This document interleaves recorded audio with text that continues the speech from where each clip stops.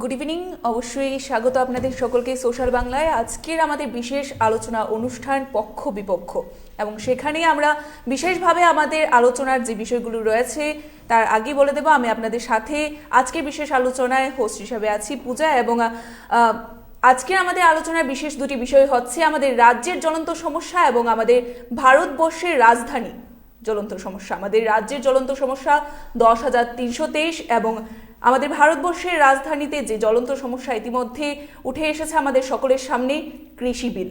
এবার এই দুটি বিষয়ে আজকে আমরা আলোচনা করব। এই আলোচনায় আমাদের সঙ্গ দিতে এই মুহূর্তে আমাদের স্টুডিওতে উপস্থিত রয়েছেন, আমার বাপাশে উপস্থিত রয়েছেন ডিওয়াইএফআই রাজ্য সম্পাদক নবারুণ দেব মহোদয়। প্রথমেই স্যার আপনাকে স্বাগত আমাদের সোশ্যাল বাংলায়। তারপরে উপস্থিত রয়েছেন প্রাক্তন এনএসইউআই সহ সভাপতি রাঘু দাস মহোদয়। স্বাগত আপনাকে আমাদের সোশ্যাল বাংলায়। তারপরে আমাদের সাথে উপস্থিত রয়েছেন আমাদের বিজেপি দলের যুব মোর্চার সহ সভাপতি বিকি প্রসাদ স্যার। স্যার আপনাকে স্বাগত আমাদের সোশ্যাল বাংলায়। প্রথমেই স্যার আপনার থেকে জানবো যে বিকি স্যার আপনার থেকে জানবো আমাদের যে কৃষি বিল, অ্যাকচুয়ালি আমাদের এই কৃষি বিলটা কি আনা হয়েছিল, কৃষকদের জন্য কেন জরুরি এই বিল, সংক্ষেপে আপনার থেকে শুনবো।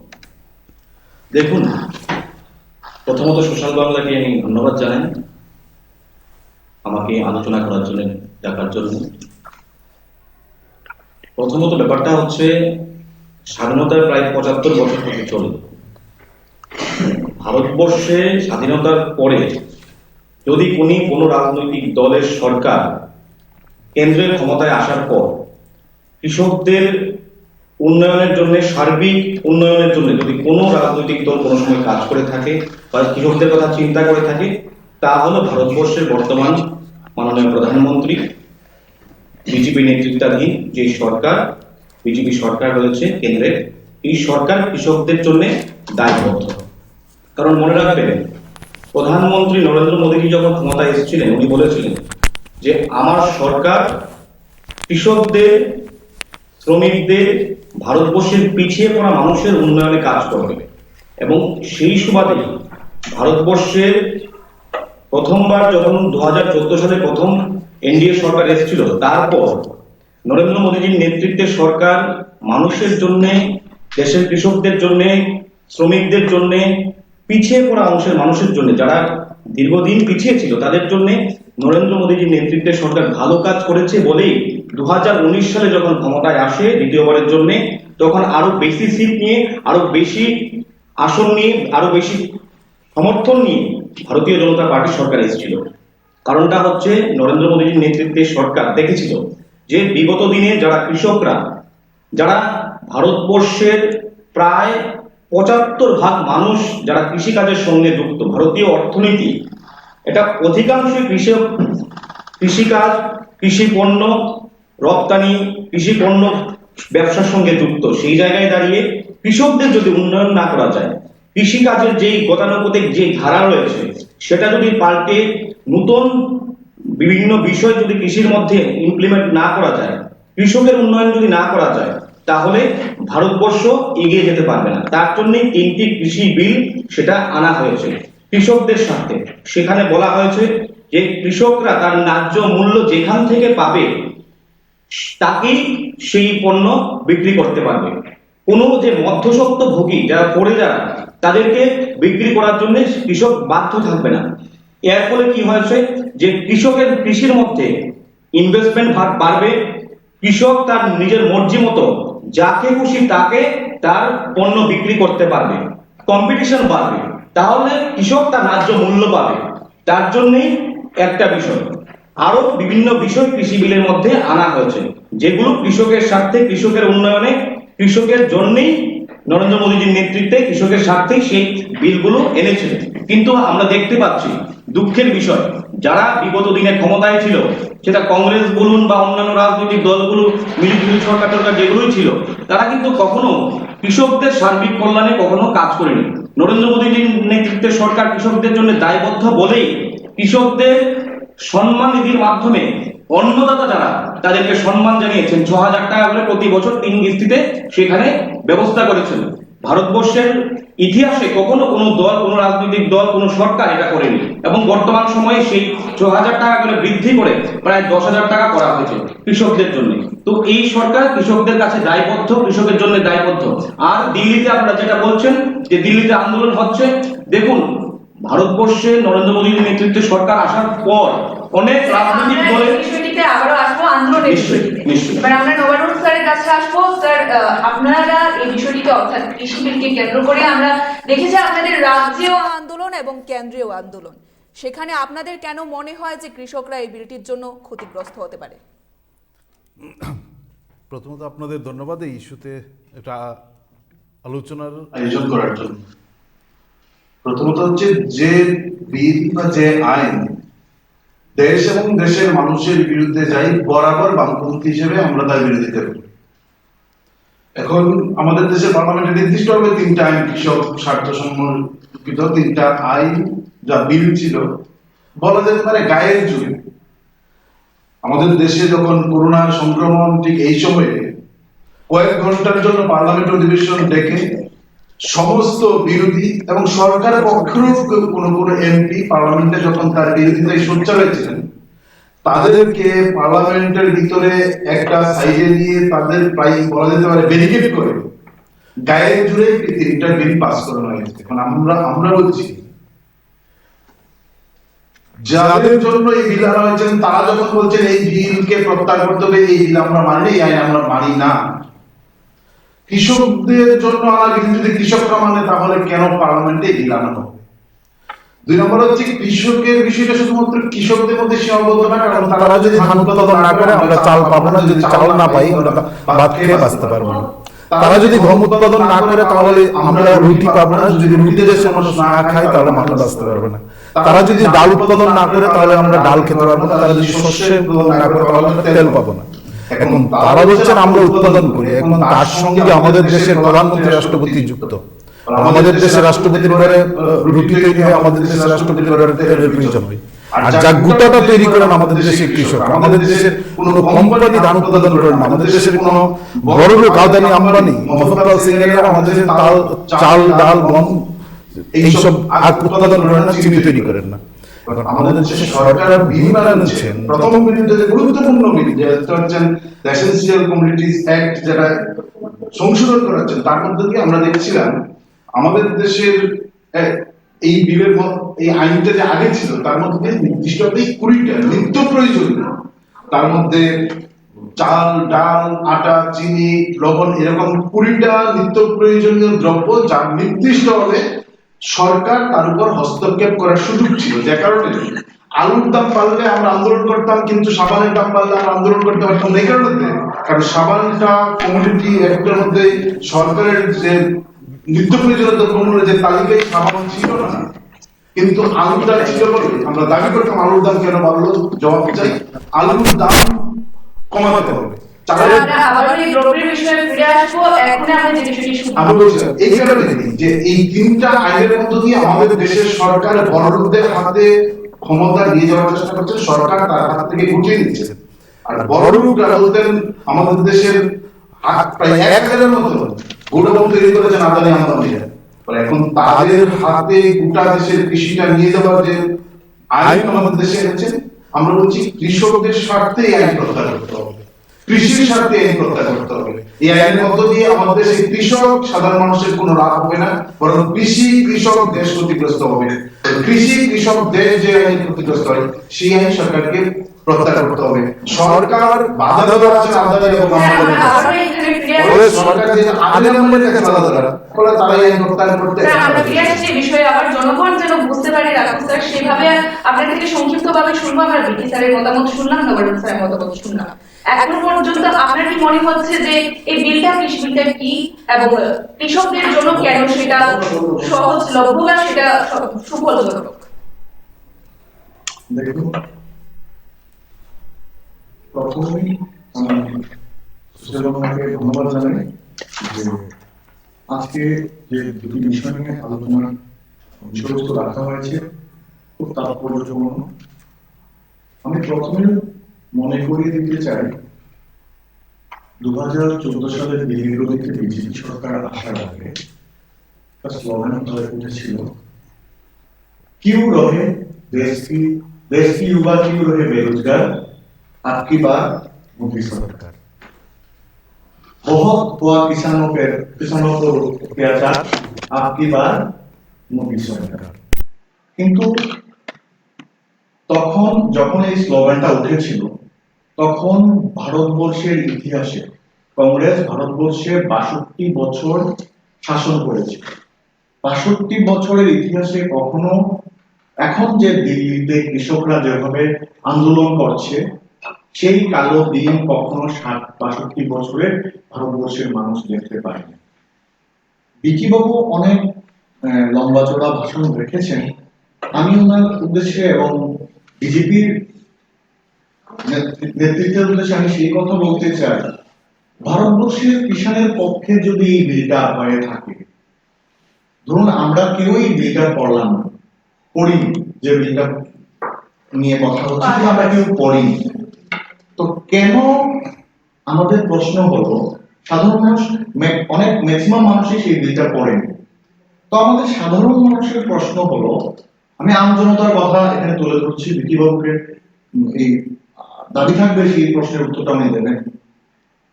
সাধারণ কৃষক, লাখো লাখো কৃষক না খেয়ে না পড়ে পরিবার পরিজন ছেড়ে দিল্লির রাজপথে এসে আন্দোলন করছে। যদি ওনাদের অধিকারে আঘাত না পড়তো, ওনাদের অধিকারে যদি আঘাত না পড়তো তাহলে কেন ওনারা দিল্লির রাজপথে আসলেন? আমার প্রথম প্রশ্ন। আর দ্বিতীয় প্রশ্ন হলো, দ্বিতীয় উত্তরটা আমি দিয়ে দিই, যেটা কেন মানে আমরা কৃষকদের সাপোর্ট করছি, এই বিলটা কেন আমরা বিরোধিতা করছি। এই বিলটা কৃষকদের পক্ষে হয়নি, এই বিলটা কর্পোরেটদের পক্ষে হয়ে গেছে। নবরণবাবু বলেছেন যে 1000-এর উপরে কোল্ড হাউস, কোল্ড স্টোর তৈরি করা হয়েছে। হ্যাঁ, ফ্যাক্ট, আমরা ন্যাশনাল মিডিয়াগুলোতে দেখেছি। এটা আমাদের কথা নয়, ন্যাশনাল মিডিয়াগুলো নিউজ দেখিয়েছে। বড় বড় সংক্ষেপে শুনবো যে কৃষকদের জন্য এটা কি সুফলজনক? নিশ্চয়ই না, সুফলজনক না বলে তো সারা ভারতবর্ষের কৃষকরা দিল্লির জ্যাম পড়ে আছে। এবং এটা কর্পোরেটদের পক্ষে এই বিল, এবং নরেন্দ্র মোদীজি সারা ভারতবর্ষকে কর্পোরেটদের হাতে তুলে দিচ্ছে, রেল তুলে দিচ্ছে, হাসপাতাল তুলে দিচ্ছে, বিমানবন্দর তুলে দিচ্ছে, এখন কৃষি ব্যবস্থাও কর্পোরেটদের হাতে তুলে দিচ্ছে। সবশেষে আমি বলতে চাই, আমাদের নরেন্দ্র মোদীজি যাওয়ার সময় এসে গেছে, ওই দেশটা বিক্রি করে একটা মোহাম্মদ বিন তুগলক যেভাবে ভারতবর্ষের ইতিহাসে এখনো মানে স্মরণ রেখেছি আমরা, ঠিক নরেন্দ্র মোদীজি দেখেছেন যে আমরা ভালো কাজ করতে পারিনি, তো আমি এমন একটা কাজ করে যাই যাতে নরেন্দ্র মোদীজির কথা শুনলে মানুষ শিউরে উঠে, যাতে আমাদের এই বর্তমান প্রধানমন্ত্রী নরেন্দ্র মোদীজির নাম মানুষ একবার স্মরণ করে, যেভাবে হিটলারের নাম আমরা স্মরণ রাখছি আজ। স্যার আবারও আসবো আপনার কাছে। বিকি স্যার, আপনি যে বিষয়টিতে ছিলেন শেষে, যে আন্দোলন, আমরা অবশ্যই আপনি যে বিষয়টি বলছেন যে কৃষি বিল কৃষকদের জন্য সুফলজনক, এবং তার পাশাপাশি কৃষি বিল যদি থাকে তাহলে কৃষকরা লাভবান হবে, তাহলে কেন আমরা দিল্লির রাস্তায় দেখতে পাচ্ছি কৃষকদের এই বিশাল আন্দোলন? প্রশ্ন থাকছে। দেখুন, কৃষকদের আন্দোলন কিনা আমি মানে এইবার সন্দিহান। কারণটা হচ্ছে, ভারতবর্ষ এত বড় দেশ, সেখানে শুধুমাত্র পাঞ্জাব আর হরিয়ানার মধ্যে কৃষকরা থাকেন বা কৃষকরা কৃষি কাজ করেন, আর ভারতবর্ষে এত বড় দেশের মধ্যে এতগুলো রাজ্য রয়েছে, এতগুলো প্রভিন্স রয়েছে, এতগুলো কৃষি প্রধান রাজ্য রয়েছে, সেখানে কৃষকরা কোনো আন্দোলন করতে পারছেন না বা আন্দোলন করছেন না। তো এই যে দিল্লির মধ্যে যে রাজনৈতিক আন্দোলনটা আজকে করা হচ্ছে কৃষি বিলের নাম দিয়ে, আমি মনে করি, এবং ভারতবর্ষের মানুষও ভালো করে জানছেন বা বুঝছেন, বা ভারতবর্ষের কৃষকরাও তা উপলব্ধি করছেন যে এই যে কৃষি বিলগুলো আনা হয়েছে এগুলো কৃষকের স্বার্থে, এবং এর জন্যই প্রায় অধিকাংশ রাজ্যে, অধিকাংশ প্রদেশে এই কৃষি বিলকে মানুষ সমর্থন করছে।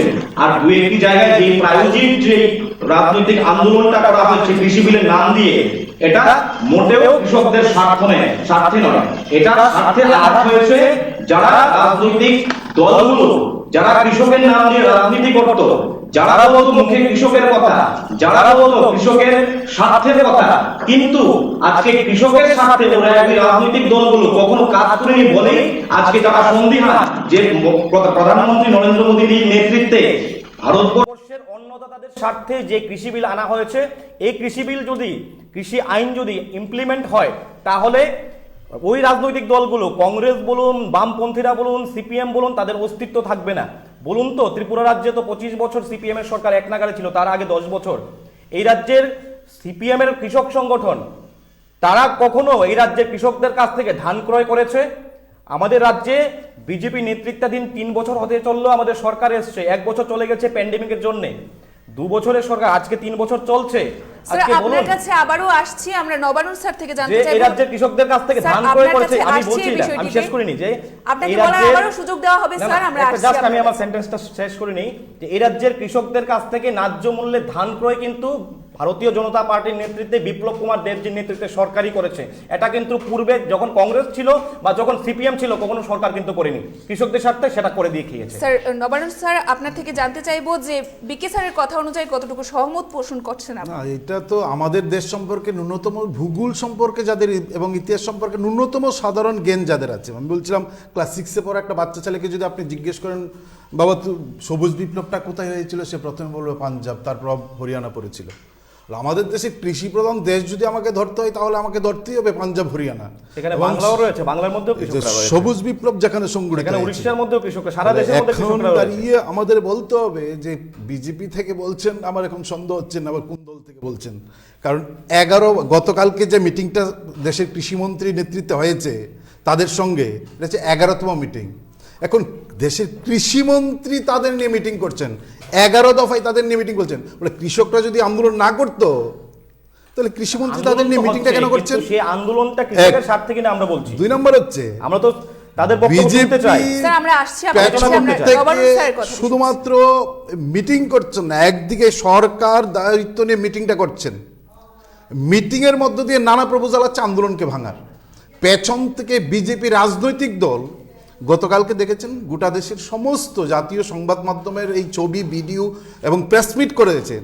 একটা ছেলে মুখ ঢেকে সে বলেছেন যে এই যে 26 তারিখ যে ট্রাক্টর র্যালি হবে, এই যে দিল্লির রাজপথের বুক চিরে যে মিছিলটা হবে, এই মিছিলের মধ্যে সংঘর্ষ তৈরি করে তাদেরকে সন্ত্রাসবাদী আখ্যা দেওয়ার জন্য সেখানে লোক নিয়োগ করা হয়েছে। একজন ধরা পড়েছে গতকালকে, সমস্ত মিডিয়ায় তা মানে গুরুত্বপূর্ণ নিউজ হয়েছে। বলছেন যে 4 জন কৃষক নেতাকে গুলি করে মেরে, পেছন থেকে পুলিশ সামনে থেকে পেছন থেকে তারা গুলি চালিয়ে গোটা ঘটনার মধ্যে একটা নৈরাজ্য তৈরি করার জন্য বিজেপি সেখানে চেষ্টা করছেন, সরকার চেষ্টা করছেন মিটিং করে কীভাবে তাদের মধ্যে ভাঙন তৈরি করা যায়। ফলে এইরকম ঘটনা যখন ঘটছে, লক্ষ লক্ষ মানুষ ঘর থেকে বেরিয়ে এসছেন, আজকে 60 দিনের উপর চলছে তাদের আন্দোলন। এই অবস্থার মধ্যে দাঁড়িয়ে শুরুতেই চেষ্টা হয়েছিল, বামপন্থীরা, নকশালরা বলার চেষ্টা করেছিল, সমস্ত কিছু উড়িয়ে ফেলে দিয়েছেন সবাই, গোটা দেশের মানুষ। ফলে এই কৃষকদের আন্দোলন শুধুমাত্র কৃষকদের আন্দোলনের মধ্যে সীমাবদ্ধ থাকেনি, সব দেশ সেখানে যেতে পারেনি। কিন্তু মাথায় রাখতে হবে, গোটা দেশের সব রাজ্য যেতে পারেনি, কিন্তু গোটা দেশের প্রতিটা রাজ্যে তা নিয়ে লড়াই হচ্ছে। যার যার রাজ্যে লড়াই হচ্ছে, তার উত্তাপ গোটা দেশের মধ্যে ছড়িয়ে পড়ছে। গোটা দেশের প্রতিটা কোনায় কোনায় এই নিয়ে লড়াই হচ্ছে। আমরা যদি কেউ মনে করি যে দিল্লিকে 4 দিক থেকে 5 দিক থেকে ঘেরাও করে গেছেন কয়েক লক্ষাধিক কৃষক, তার মধ্যে আন্দোলন সীমাবদ্ধ না। গোটা দেশে ত্রিপুরাতে যেমন আন্দোলন হচ্ছে, পশ্চিমবঙ্গে আন্দোলন হচ্ছে, হরিয়ানাতে আন্দোলন হচ্ছে, এমনকি হিমাচল প্রদেশে আন্দোলন চলছে। আপনার থেকে স্যার, যে আপনি মুখোশোলা যে একটি ছেলের কথা বলছেন, সেখান থেকে কিন্তু আমরা শুনতে পেয়েছি যে সেই মুখোশোলা ছেলেটি কিছুক্ষণ আগে স্টেটমেন্ট বা উনি একটি স্টেটমেন্ট দেন যে উনাকে জোর করিয়ে কৃষকরা সে বিষয়টি বলানো হয়েছে যে কৃষকদের দ্বারা। সে বিষয়ে কিভাবে? এটাকে তো আপনি যে দেখবেন যে ছেলেটা লাস্ট দিকে করেছে, এই গোলি মারো সালোকো যে স্লোগানটা দিতে দিতে এই ইয়েতে সিএর বিরুদ্ধে দিল্লিতে যে ছেলেটা গুলি চালিয়েছিল, এই যে যারা ধর্ণা দিচ্ছিল দিনের পর দিন, মহিলারা, মাইনরিটি অংশের মহিলারা, সেই ছেলেটা গুলি চালানো হয়েছিল, গুলি চালিয়ে সে ছেলেটা পালিয়ে গিয়েছিল দিল্লি পুলিশ এবং সিআরপিএফের সামনে দিয়ে। প্রকাশ্যে সব মিডিয়ার মধ্য দিয়ে প্রচার করা হয়েছিল এই ছেলেটা গুলি চালায়নি, এই ছেলেটার সঙ্গে এই আন্দোলনের কোনো যোগাযোগ নেই, এবং দাবি করেছিল নির্দিষ্ট ছবি দিয়ে, নাম দিয়ে যে ছেলেটা গুলি চালানো হয়েছে। তখন কিন্তু সবাই মিলে বলেছিল না, এই ছেলেটা গুলি চালায়নি, তার সঙ্গে বিজেপির কোনো সম্পর্ক নেই, তার সঙ্গে যুব মোর্চার কোনো সম্পর্ক নেই। কিন্তু এই ঘটনার প্রায় 8 থেকে 9 মাস পরে এই ছেলেটা ধরা পড়েছেন, এই ছেলেটা কিন্তু জেলে আছেন। বলে মাথায় রাখতে হবে এই স্যার, আন্দোলনটাকে আমরা ওই ভাঙার জন্য ছেলেটার কথা বলছি যে আমি ছেলেটি- বলছি এই এটা হচ্ছেন সম্পূর্ণভাবে এইটা হচ্ছেন সুপ্রিম কোর্ট কি বলছেন, সুপ্রিম কোর্ট বলছেন 4 জনের কমিটি করে দিয়েছি, যে 4 জন হচ্ছেন এই আন্দোলনের বিরোধিতা করেন তাদেরকে নিয়ে কমিটি তাহলে করেছেন। স্যার, ফলে এই এই ছেলেটাকে statement-এর আনা মানে হয়েছে, কি যে ওনাকে এই শিখিয়ে দেওয়া হয়েছে, এই কৃষকরা ছেলেটাকে শিখিয়ে জানা দিয়েছে? হচ্ছেন তার হচ্ছেন সেখানে ষড়যন্ত্র, তাকে দিয়েই গোটা ষড়যন্ত্র রচনা করা হয়েছে, গোটা ষড়যন্ত্র করা হচ্ছেন। এরকম গুলি চালানো, তার আগে তো একটা ছেলে ধরা পড়েছেন, যে ছেলেটা সেখানে গিয়ে স্লোগান দেওয়ার চেষ্টা করেছিলেন পাকিস্তান জিন্দাবাদ। স্যার, এই বিষয়টিতে আমরা আবারও এই আসছি। এরকম আফসারের করেই কাছ থেকে একটা একটি ছেলেকে বিষয় জানবো সেখানে আমরা। মিছিলে যুক্ত করা হয়েছিল। স্যার, বিষয়টি যে কৃষক আন্দোলন, সম্পূর্ণ বিষয়টাকে মেনলি বলা হচ্ছে এটি কংগ্রেসের আন্দোলন, কারণ বিশেষভাবে পাঞ্জাব থেকে বা হরিয়ানা থেকে এই আন্দোলন শুরু হয়েছে, সেই কারণে এই বিষয়টিকে আপনি কিভাবে ডিফেন্ড করবেন? আমি প্রথমেই এটা বলতে চাই, আজকে নতুন একটা কৃষকের সংজ্ঞাটা বিকিবাবুর কাছ থেকে কৃষকের সংজ্ঞা নতুন করে জানলাম, যে উনি বলেছেন প্রতিটা প্রদেশে প্রদেশে কৃষি বিলের পক্ষে সমর্থন সভা হচ্ছে। হ্যাঁ, আমরা দেখেছি ত্রিপুরা রাজ্য, হয়তোবা উনি শুধু ত্রিপুরা নিয়েই খোঁজখবর রাখেন এবং ত্রিপুরার কৃষককে দেখে, কারণ উনি রবীন্দ্র ভবনের সামনে কয়েকদিন আগে নতুনভাবে কৃষক দেখতে পেয়েছেন। উনি শহরের ছেলে, গ্রামের ছেলে নন, তো ওই কারণে উনি কৃষকের ডেফিনেশনটা, মানে কৃষকের সংজ্ঞাটা, কৃষক কত পরিশ্রম করতে পারে, কৃষক কি করে হয় উনি জানেন না। উনি দেখেছেন ডক্টর মানিক সাহা বিজেপির সভাপতি কৃষক সেজেছেন, আমরা দেখেছি টিভিতে, আপনাদের মাধ্যমে, সোশ্যাল মিডিয়াতে, বিভিন্ন নিউজ চ্যানেলে দেখেছি ওনারা কৃষকদের সমর্থন করে, কৃষি বিলের সমর্থন করে। আমি আমি আমি আমি আমি আমি আমি কথা বলতে দিই, বলছি আমি বলছি আমি বলছি আমি বলছি মানুষ দেখছে, দলের প্রেসিডেন্ট হিসেবে ওই দিন ওই সভাতে উপস্থিত ছিলেন। আমি বলছি আমি বলছি আমি সাজবেন কেন? আপনি আপনার কথা, স্যার, আমরা আসছি আপনার কাছে। আপনার কথা আপনার কথা আমি পরে কথা আপনি বলুন, আমার কথা রিপ্লাই দিই দেবেন। আমাদের দলের সভাপতি হিসেবে নিশ্চয়ই উনি ছিলেন আপনাকে কৃষকের সমর্থন। হ্যাঁ, আপনার সভা, আপনার দলের সভা, আপনাদের দলের সভা, আমাদের কৃষক সংগঠনের সভা। দেখুন, আমরা কিন্তু আমরা কিন্তু আপনার কথার সময় কেউ ডিস্টার্ব করিনি। আমরা মানিক সাহা একদম কৃষক সাজেননি, কৃষকের সমর্থনে কৃষকদের নিয়ে যে সভাটা হয়েছিল, ওই দিন ওই সভাতে উনি উপস্থিত ছিলেন, উনি বক্তব্য রেখেছিলেন, আমরা মুখ্যমন্ত্রীও ছিল। একদম আমি সেটাই বলতে চাইছি। তো আমরা দেখেছি সেখানে বিকি বাবুকে দেখতে পেলাম, সেখানে আমরা টিঙ্কু রায় বাবুকে দেখতে পেলাম, সেখানে আমরা মুখ্যমন্ত্রীকেও দেখতে পেলাম, কিন্তু ওনারা কবে কৃষিকাজ করেছেন সেটা নিয়ে আমি একটু কৌতূহলী। এক মিনিট আমি কথা বলে নিয়ে তারপর আপনি আমার কথার উত্তর দেবেন, আমি শুনবো। হ্যাঁ, আমার শোনার ক্ষমতা আছে। তো সবার প্রথমে আমি সেটা বলছি যে বিকিবাবু যদি ওনাদেরকে দেখেই যে ওনারা এই কৃষক এমনভাবেই হয়ে থাকে, তাহলে আমি বা সারা ভারতবর্ষ, সারা ত্রিপুরা রাজ্যের মানুষ যদি বিকিবাবুর কথায়, বিকিবাবু যাদেরকে কৃষক বলে সম্বোধন করেন, ওনারাই যদি সেই মঞ্চের লোকগুলো কৃষক যদি হয়ে থাকে, তাহলে আমি বিকিবাবুর পক্ষে সমর্থন করব। নতুবা আমি যারা পাঞ্জাব, হরিয়ানা, এই যে স্টেট উনি বলেছেন, এগুলি প্রধান কৃষি প্রধান দেশ, এই রাজ্য, এই দেশগুলো থেকে সারা ভারতবর্ষে চাল গম রপ্তানি হয়, প্রধান দেশ, প্রধান রাজ্য। তো এখানে বিকিবাবু বলছেন যে এখানে কংগ্রেসের সরকার চলছে, হরিয়ানাতে তো কংগ্রেসের সরকার চলছে না, পাঞ্জাবে কংগ্রেসের সরকার চলছে, মুখ্যমন্ত্রীর সভা তো একদম ঘুরিয়ে দিল। আপনাদের কি ডেপুটি সিএম বোধহয়, যিনি বিজেপি দলের, যিনি রেজিগনেশন দিয়েছেন, আপনাদের দলের সাংসদ রেজিগনেশন দিয়েছেন এই কৃষি বিল নিয়ে। বলুন, সব কংগ্রেসের চক্রান্ত। এখন আমাদের দলের সংসদ কোন রেজিগনেশন দিয়েছে, এটা তো আপনি বলুন, নামটা বলুন। কি নাম? একজন মহিলা, বলুন না। একজন মহিলা, নামটা মনে পড়ছে না। কৃষি বিলের সমর্থনে কি সঠিকভাবে সারা ভারতবর্ষে মানুষ জানে, নাম মনে পড়ছে না, আমাদের কেউ নাম মনে পড়ছে না। কৃষকের স্বার্থে আপনি তো এখানে তাহলে হরিয়ানার যে ডেপুটি সিএম, যিনি রেজিগনেশন দিয়েছেন, কেন দিয়েছেন বলুন না? এটা তো উনি তো আমাদের দলের নয়, ডেপুটি সিএম তো আমাদের সহযোগী দলের, যদি মানে খুব সম্ভবত। সহযোগী দলের সহযোগী দলের। ও আপনারা আমাদের অ্যালায়েন্স পার্টি, অ্যালায়েন্স পার্টিকে শুনুন না, অ্যালায়েন্স পার্টি তো আপনি মিলে ঝুলে সরকার রাজু করবেন। স্যার, আপনাকে একটু থামাবো, আমরা বিকি স্যার থেকে এবারে ঠিক আছে, শুনছি যে নিশ্চয়ই, নিশ্চয়ই। বিজেপির উপর বলুন। একটি অভিযোগ রয়েছে যে এই যে কৃষক আন্দোলন, এই আন্দোলনকে খালিস্তানি বা বিভিন্ন সামাজিক তত্ত্বের সাথে কিন্তু বারবার আমরা তুলনা করতে শুনেছি। এই বিষয়টিতে আপনি কি বলবেন? দেখুন, মিডিয়া ওইখানে রয়েছে, দিল্লিতে যে আন্দোলনটা হচ্ছে কোথা থেকে তার ফান্ডিং আসছে, বা ওইখানে যারা পাঞ্জাবের কৃষকরা যারা রয়েছেন ওইখানে ভিন্ডেরওয়ালা, নিশ্চয়ই আপনারা জানেন যে খালিস্তানি আন্দোলনের যেই প্রধান মুখ ছিল ভিন্ডেরওয়ালা, সেই ভিন্ডেরওয়ালার ছবি নিয়ে ওখানে আন্দোলন চলছে। যেই ভিন্ডেরওয়ালা একটা সময় পাকিস্তান মানে এই পাঞ্জাবকে উগ্রপন্থার একটা আতর ভূমিতে সেখানে পরিণত করেছিল, তাদের ছবি নিয়ে আন্দোলন হচ্ছে।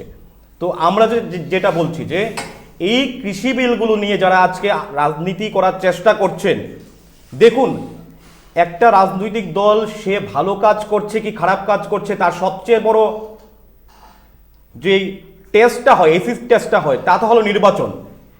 আমি যখনই দেখি বর্তমান সময়ে, বা মিডিয়া আপনারা সবাই দেখছেন বা অন্য রাজনৈতিক দলগুলো দেখছে, ভারতবর্ষে বর্তমান সময় যেখানে ইলেকশন হচ্ছে, সেখানে রাজ্য ইলেকশন বলুন, সেখানে পঞ্চায়েতের নির্বাচন বলুন, লোকাল বডিজ নির্বাচন বলুন, সবখানে কেন ভারতীয় জনতা পার্টিকে মানুষ দুহাত তুলে আশীর্বাদ করছে? কেন নরেন্দ্র মোদীকে দুহাত তুলে আশীর্বাদ করছে? যারা বলছিল ওই বিহারের মধ্যে সেখানে বিজেপি ক্ষমতাচ্যুত হবে, কেন বিহারের মানুষ আবার নরেন্দ্র মোদীকে সেখানে তৃতীয়বার চতুর্থবারের জন্য আবার ক্ষমতায় আনলো? নীতিশ কুমারকে কেন ক্ষমতায় আনলো? কারণ মানুষ ভারতীয় জনতা পার্টির যে কাজগুলোকে বিশ্বাস করে, আর যারা বিরোধী দল কংগ্রেস বলুন, সিপিএম বলুন, তাদের কথায় মানুষ বিশ্বাস করে না। তার জন্যই ভারতীয় জনতা পার্টির সরকার, কেন্দ্রীয় সরকার, নরেন্দ্র মোদীজির নেতৃত্বে সরকার, আমরা কৃষকদের জন্য সহানুভূতিশীল। কৃষকরা যেই দাবিগুলো করছে, আমরা কৃষকদের আলোচনার টেবিলে বসিয়ে তাদের দাবিগুলো নিয়ে আলোচনা চলছে, তাদের দাবি নিয়ে পর্যালোচনার মাধ্যমে তাদের সঙ্গে সুরাহা করার চেষ্টা করছে, কারণ ভারতীয় জনতা পার্টি কৃষকদের জন্য সহানুভূতিশীল। আর আজকে যারা দিল্লির মধ্যে যারা কৃষক আন্দোলন করছেন, ভারতবর্ষের মানুষ জানে এই আন্দোলনগুলোর পেছনে কারা যুক্ত, কারা এই কৃষক আন্দোলনের মাধ্যমে নিজের রাজনৈতিক অস্তিত্বটাকে আবার টিকাতে চায়। কারণ ওই সকল রাজনৈতিক দলগুলো, কংগ্রেস বলুন বা অন্যান্য রাজনৈতিক দলগুলো, আজকে নরেন্দ্র মোদীজির নেতৃত্বে সরকারের সময়ে তাদের অস্তিত্বে টান পড়েছে। তার জন্যই আজকে কৃষক আন্দোলনের কথা বলছেন, কৃষি বিলের কথা বলছেন। আপনাকে একটু থামাচ্ছি স্যার, এবারে আমরা নবরণ স্যারের কাছে একটু আসবো যে আমরা রাজ্যে মুখ্যমন্ত্রীর এক বিশেষ সভা দেখতে পেয়েছিলাম এবং সেখানে আমরা দেখতে পাই যে রাজ্যের বিভিন্ন কৃষকরাও এসেছিলেন। তারা জানিয়েছেন যে এই সরকার আসার পর তারা অনেকটাই লাভবান এবং বিগত সরকার থেকে এই সরকারের জামানায় তারা লাভবান রয়েছেন। সে বিষয়ে তো তাহলে এই কৃষি আন্দোলনে আপনাদের সমস্যা কি রয়েছে? কৃষি আন্দোলনের সঙ্গে আমাদের রাজ্যের কৃষকদের যা স্বার্থ খুব বেশি, আমাদের রাজ্যে যারা কৃষক মূলত না, তাদের ন্যূনতম যে জমিতে তারা চাষ করেন, তাতে দেশের এখন যা কৃষি পণ্য, কৃষি বীজের এবং দেশের সরকারের নীতির ফলে কৃষি উৎপাদনের যে অবস্থা দাঁড়িয়েছে, তাতে আমাদের রাজ্যের কৃষকরা তার ঘরের যোগান দেওয়াটা আজকের দিনে খুব কঠিন হয়ে দাঁড়াচ্ছে। সামান্য ধান তারা একটু বেশি উৎপাদন করলেও রবি শস্য উৎপাদনে খুব বেশি এখন আর করছেন না, অন্য কিছুতে যাচ্ছেন না। ফলে যে কৃষি আইন, তার সঙ্গে আমাদের রাজ্যের সরাসরি কৃষকরা এফেক্টেড হওয়ার খুব বেশি সুযোগ নেই। মূলত আমাদের দেশের সার্বজনীন যে গণবন্টন ব্যবস্থা সরাসরি তা ভেঙে পড়বেন যদি এই কৃষি আইন লাগু হয়। তো এখন বলছিলাম যে এই আইন, আমাদের রাজ্যের যে কৃষকের কথা বলছেন, সেই কৃষকের কথা আমি আবারও বলবো না, কারণ রাখু এখানে স্পষ্ট করে সুনির্দিষ্ট করে একটা নামটা উল্লেখ করি। কৃষকদের যে মুখগুলা এখানে দেখা হয়েছিল, কারুর হাতে, কারুর মাথার মধ্যে কৃষকের সেই টুপি, কারুর হাতের মধ্যে সেই কৃষকের ধান কাটার কাঁচি, কারুর হাতের মধ্যে এই খের টুকরো নিয়ে কৃষক যারা এসেছেন, সে তো আলাদা বিষয়। রাজনৈতিকভাবে তা করেন, বিজেপি সেই রাজনৈতিক প্রচার করছেন। এখন আপনি বলছেন যে কৃষকরা বলছেন এই সরকারের আসার ফলে আমি কৃষি, আমরা সেখানে সেই সভাতে দেখতে পাই দেখেছেন, এই কৃষকরা যদি লাভবান হয়, তাতে আমাদের দেশের তো, আমাদের রাজ্যে তো সরকার আসার পর 3 বছরে সম্ভবত 93,000 যুবকের সরকারি চাকরি হয়ে গেছে বলে। সরকারি কর্মসংস্থান ফলে আমাদের রাজ্যের সরকারি চাকরির কথা আমরা তো বলছি। বামপন্থীরা 23,000 সরকারের বিরুদ্ধে already বিজ্ঞপ্তি বলাটাই বেরিয়ে গেছে, process চলছে, 23,000 চাকরি। এখন একবার বলছেন 23,000, তারপর বলছেন 93,000 চাকরি হয়েছে। কর্মসংস্থান বলা হয়েছে। তারপর আমরা দেখেছিলাম শাসক দলের বিধায়ক একজন হচ্ছেন এই শাসক দলের বিধায়ক, বামপন্থী না, একদম না বামপন্থী, তারা আগাগোড়াই বামপন্থী বিরোধী। তিনি তার বিধানসভা কেন্দ্রে একটা অনুষ্ঠানে বলেছিলেন কোথায় এই চাকরি হয়েছে, আমার কেন্দ্রে তো একটা চাকরি হয়নি। তারপর আমরা দেখেছিলাম প্রাক্তন যুব কংগ্রেসের নেতা ছিলেন, এনএসওয়াই নেতা ছিলেন, তারপর তৃণমূলের নেতা হয়েছেন, এখন বিজেপি দলের নেতা বিধায়ক, শ্রদ্ধেয় বিধায়ক সুশান্ত চৌধুরী, তিনি বলেছিলেন কোথায় এই চাকরি হয়েছে, আমার এলাকায় তো চাকরি হয়নি। একই রকমভাবে আমাদের রাজ্যের বিরোধী দলনেতা ছিলেন কংগ্রেসের নেতা, তারপর তৃণমূলের নেতা, এখন বিজেপির নেতা শ্রদ্ধেয় সুদীপ রায় বর্মন, তিনি বলছেন কোথায় এই চাকরি হয়েছে, আমার এখানে তো চাকরি হয়নি। ফলে চাকরি তাদের বিধানসভা বিধায়করা বলছেন চাকরি হয়নি, মুখ্যমন্ত্রী বলছেন 18,000, 93,000, 1 লাখ চাকরি হয়ে গেছেন। এই মানে কৃষকেরও তাই হাল। আমি যা বলছিলাম যে কি টিন্ডেলওয়ালা বলে এই খালিস্তানি বলার চেষ্টা করছেন, এখন তারাই তকমাটা আনবেন এই কারণেতে, কারণ নাথুরাম গোডসে যারা মহাত্মা গান্ধীকে হত্যা করেছিল স্বাধীনতার 1 বৎসরের মাথায়, সেই নাথুরাম গোডসের ছবি যারা বুকে নিয়ে ঘুরে, তাদের কাছে কিন্তু আমাদের দেশের কৃষকরা খালিস্তানি হবে, পাকিস্তানি হবে, বাংলাদেশি হবে, কারণ তাদের বুকের মধ্যে তো ক্ষুদিরাম নেই, তাদের বুকের মধ্যে নাথুরাম আছে। আর যারা নাথুরামের উত্তরসূরি তারা কিন্তু আমাদের দেশের কৃষকদের কোনোদিনও ভারতবাসী ভাবতে পারে না, কারণ তারা সবসময় হচ্ছেন নাথুরাম গোডসের উত্তরসূরি। ফলে তাদের টিকিটা বাঁধা আছে আদানি আর আম্বানি, মফতলাল সিংহানিয়ার কাছে। যেহেতু আদানি, মফতলাল আর সিংহানিয়া তারা যেভাবে তাদের টিকি ধরে টান দেয়, নাথুরামের উত্তরসূরিদের সেদিকেই যেতে হয়। ফলে ক্ষুদিরামের কথা যারা বুকে নিয়ে রাজপথ কাঁপিয়ে 4 ডিগ্রি তাপমাত্রায় যে কৃষকরা তাদের পরিবার নিয়ে এই দিল্লির চারদিকে ঘেরাও করেছেন, যে দিল্লিতে আমাদের দেশের প্রধানমন্ত্রী থেকে রাষ্ট্রপতি থেকে শুরু করে সবাই থাকেন, তারা যখন রাত্রিবেলায় শীততাপ নিয়ন্ত্রিত গাড়ি থেকে নামেন আর গাড়ি থেকে নেমে শীততাপ নিয়ন্ত্রিত ঘরের মধ্যে রাত কাটান, তারা তো বুঝতেই পারেন না, কারণ কৃষকরা 4 ডিগ্রি তাপমাত্রায় রাজপথের মধ্যে শুয়ে আছেন। কেন শুয়ে আছেন? তারা যখন চাইছেন যে না আমার স্বার্থে আপনি এই বিল আমি চাই না, আমার স্বার্থে আগের বিলই আনুন, তাহলে আমাদের দেশের প্রধানমন্ত্রী কেন চাইছেন না এই কারণেতে, কারণ তারা ক্ষুদিরামের বুকে ক্ষুদিরাম নিয়ে বাঁচেন না, তারা নাথুরামকে নিয়ে বাঁচেন। আর তারা মনে করেন নাথুরামকে নিয়ে যদি আমাকে বেশি দিন আরও বাঁচতে হয়, শাসন করতে হয়, কারণ বলছেন না আমাদের দেশের প্রধানমন্ত্রী আছেন, আরও বেশি দিন থাকবেন, সবাইকে শেষ করে দিয়েছেন। নাথুরাম কিন্তু মহাত্মা গান্ধীকে খুন করেছিল। ফলে এই তাদের কালচার, কৃষকরা আমাদের দেশের রাঘু স্যারের কাছে আমরা যাব যে আমাদের ত্রিপুরা রাজ্যে এই কৃষক আন্দোলনকে কেন্দ্র করে আপনাদের কি ভূমিকা থাকছে? আমি দেখুন, শাসকের কর্তব্য হলো জনগণকে উত্তর দেওয়া, আর বিরোধীদের কর্তব্য হলো শাসককে প্রশ্ন করা। কিন্তু আজ এই স্টুডিওতে উল্টো হয়ে যাচ্ছে। আজ বিকিবাবু আমাদেরকে প্রশ্ন ছুড়ে দিচ্ছেন, আমরা উত্তর দিচ্ছি, ঠিক আছে আমরা দিচ্ছি। দেবেন, কারণ স্বাধীনতার 70 বছরের অধিকাংশ সময় কংগ্রেস ক্ষমতায় ছিল। একদম বলি রাজ্য হওয়ার পর অধিকাংশ সময় সিপিএম রাজ্যের ক্ষমতায় ছিল। তো আপনারা তো উত্তর দেবেন, কারণ আপনারা কি করেছেন এই রাজ্যের কৃষকদের জন্য, এই দেশের কৃষকদের জন্য। যখন নরেন্দ্র মোদী কৃষকদের জন্য কাজ করছেন, কৃষকের স্বার্থে কাজ করছেন, কৃষকদের সম্মান দিচ্ছেন, আপনারা কিন্তু বলেন কাজ করছেন, আপনাদের গাত্রদাহ হচ্ছে, আপনারা হচ্ছে না, আপনারা তো আপনারা এর বিরোধিতা করছেন শুধু বিরোধিতার জন্য, রাজনৈতিক অস্তিত্ব টিকিয়ে রাখার জন্য। কারণ আজকে অস্তিত্ব বিলীন হয়ে গেছে, কংগ্রেসের কোনো অস্তিত্ব সারা ভারতবর্ষে নেই।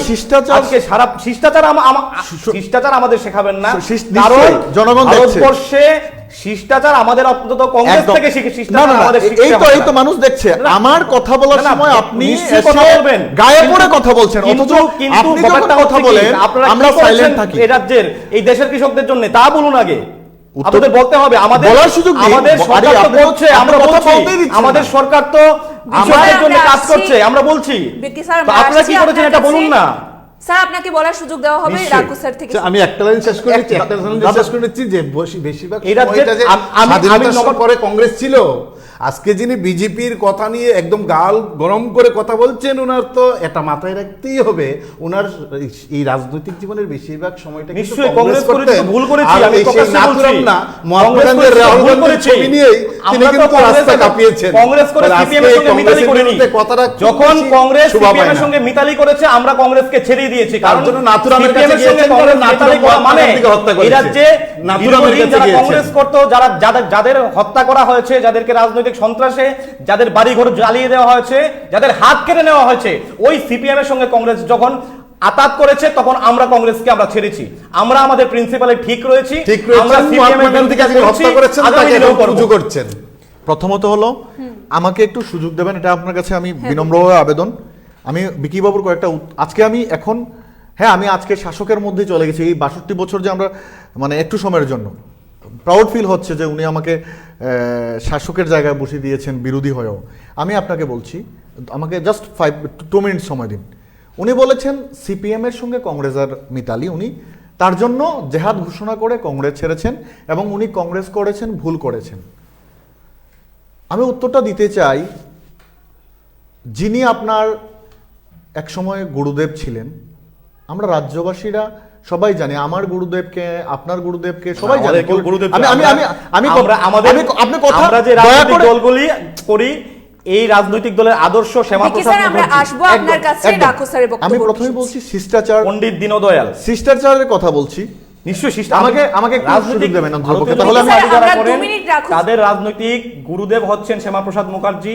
বিকি স্যার, আমরা 2 মিনিট রাখো স্যারের ঠিক বক্তব্য আছে, শুনবো। আদর্শ যদি নেতাজি, বিবেকানন্দ। ওনারা বলেন শিষ্টাচার।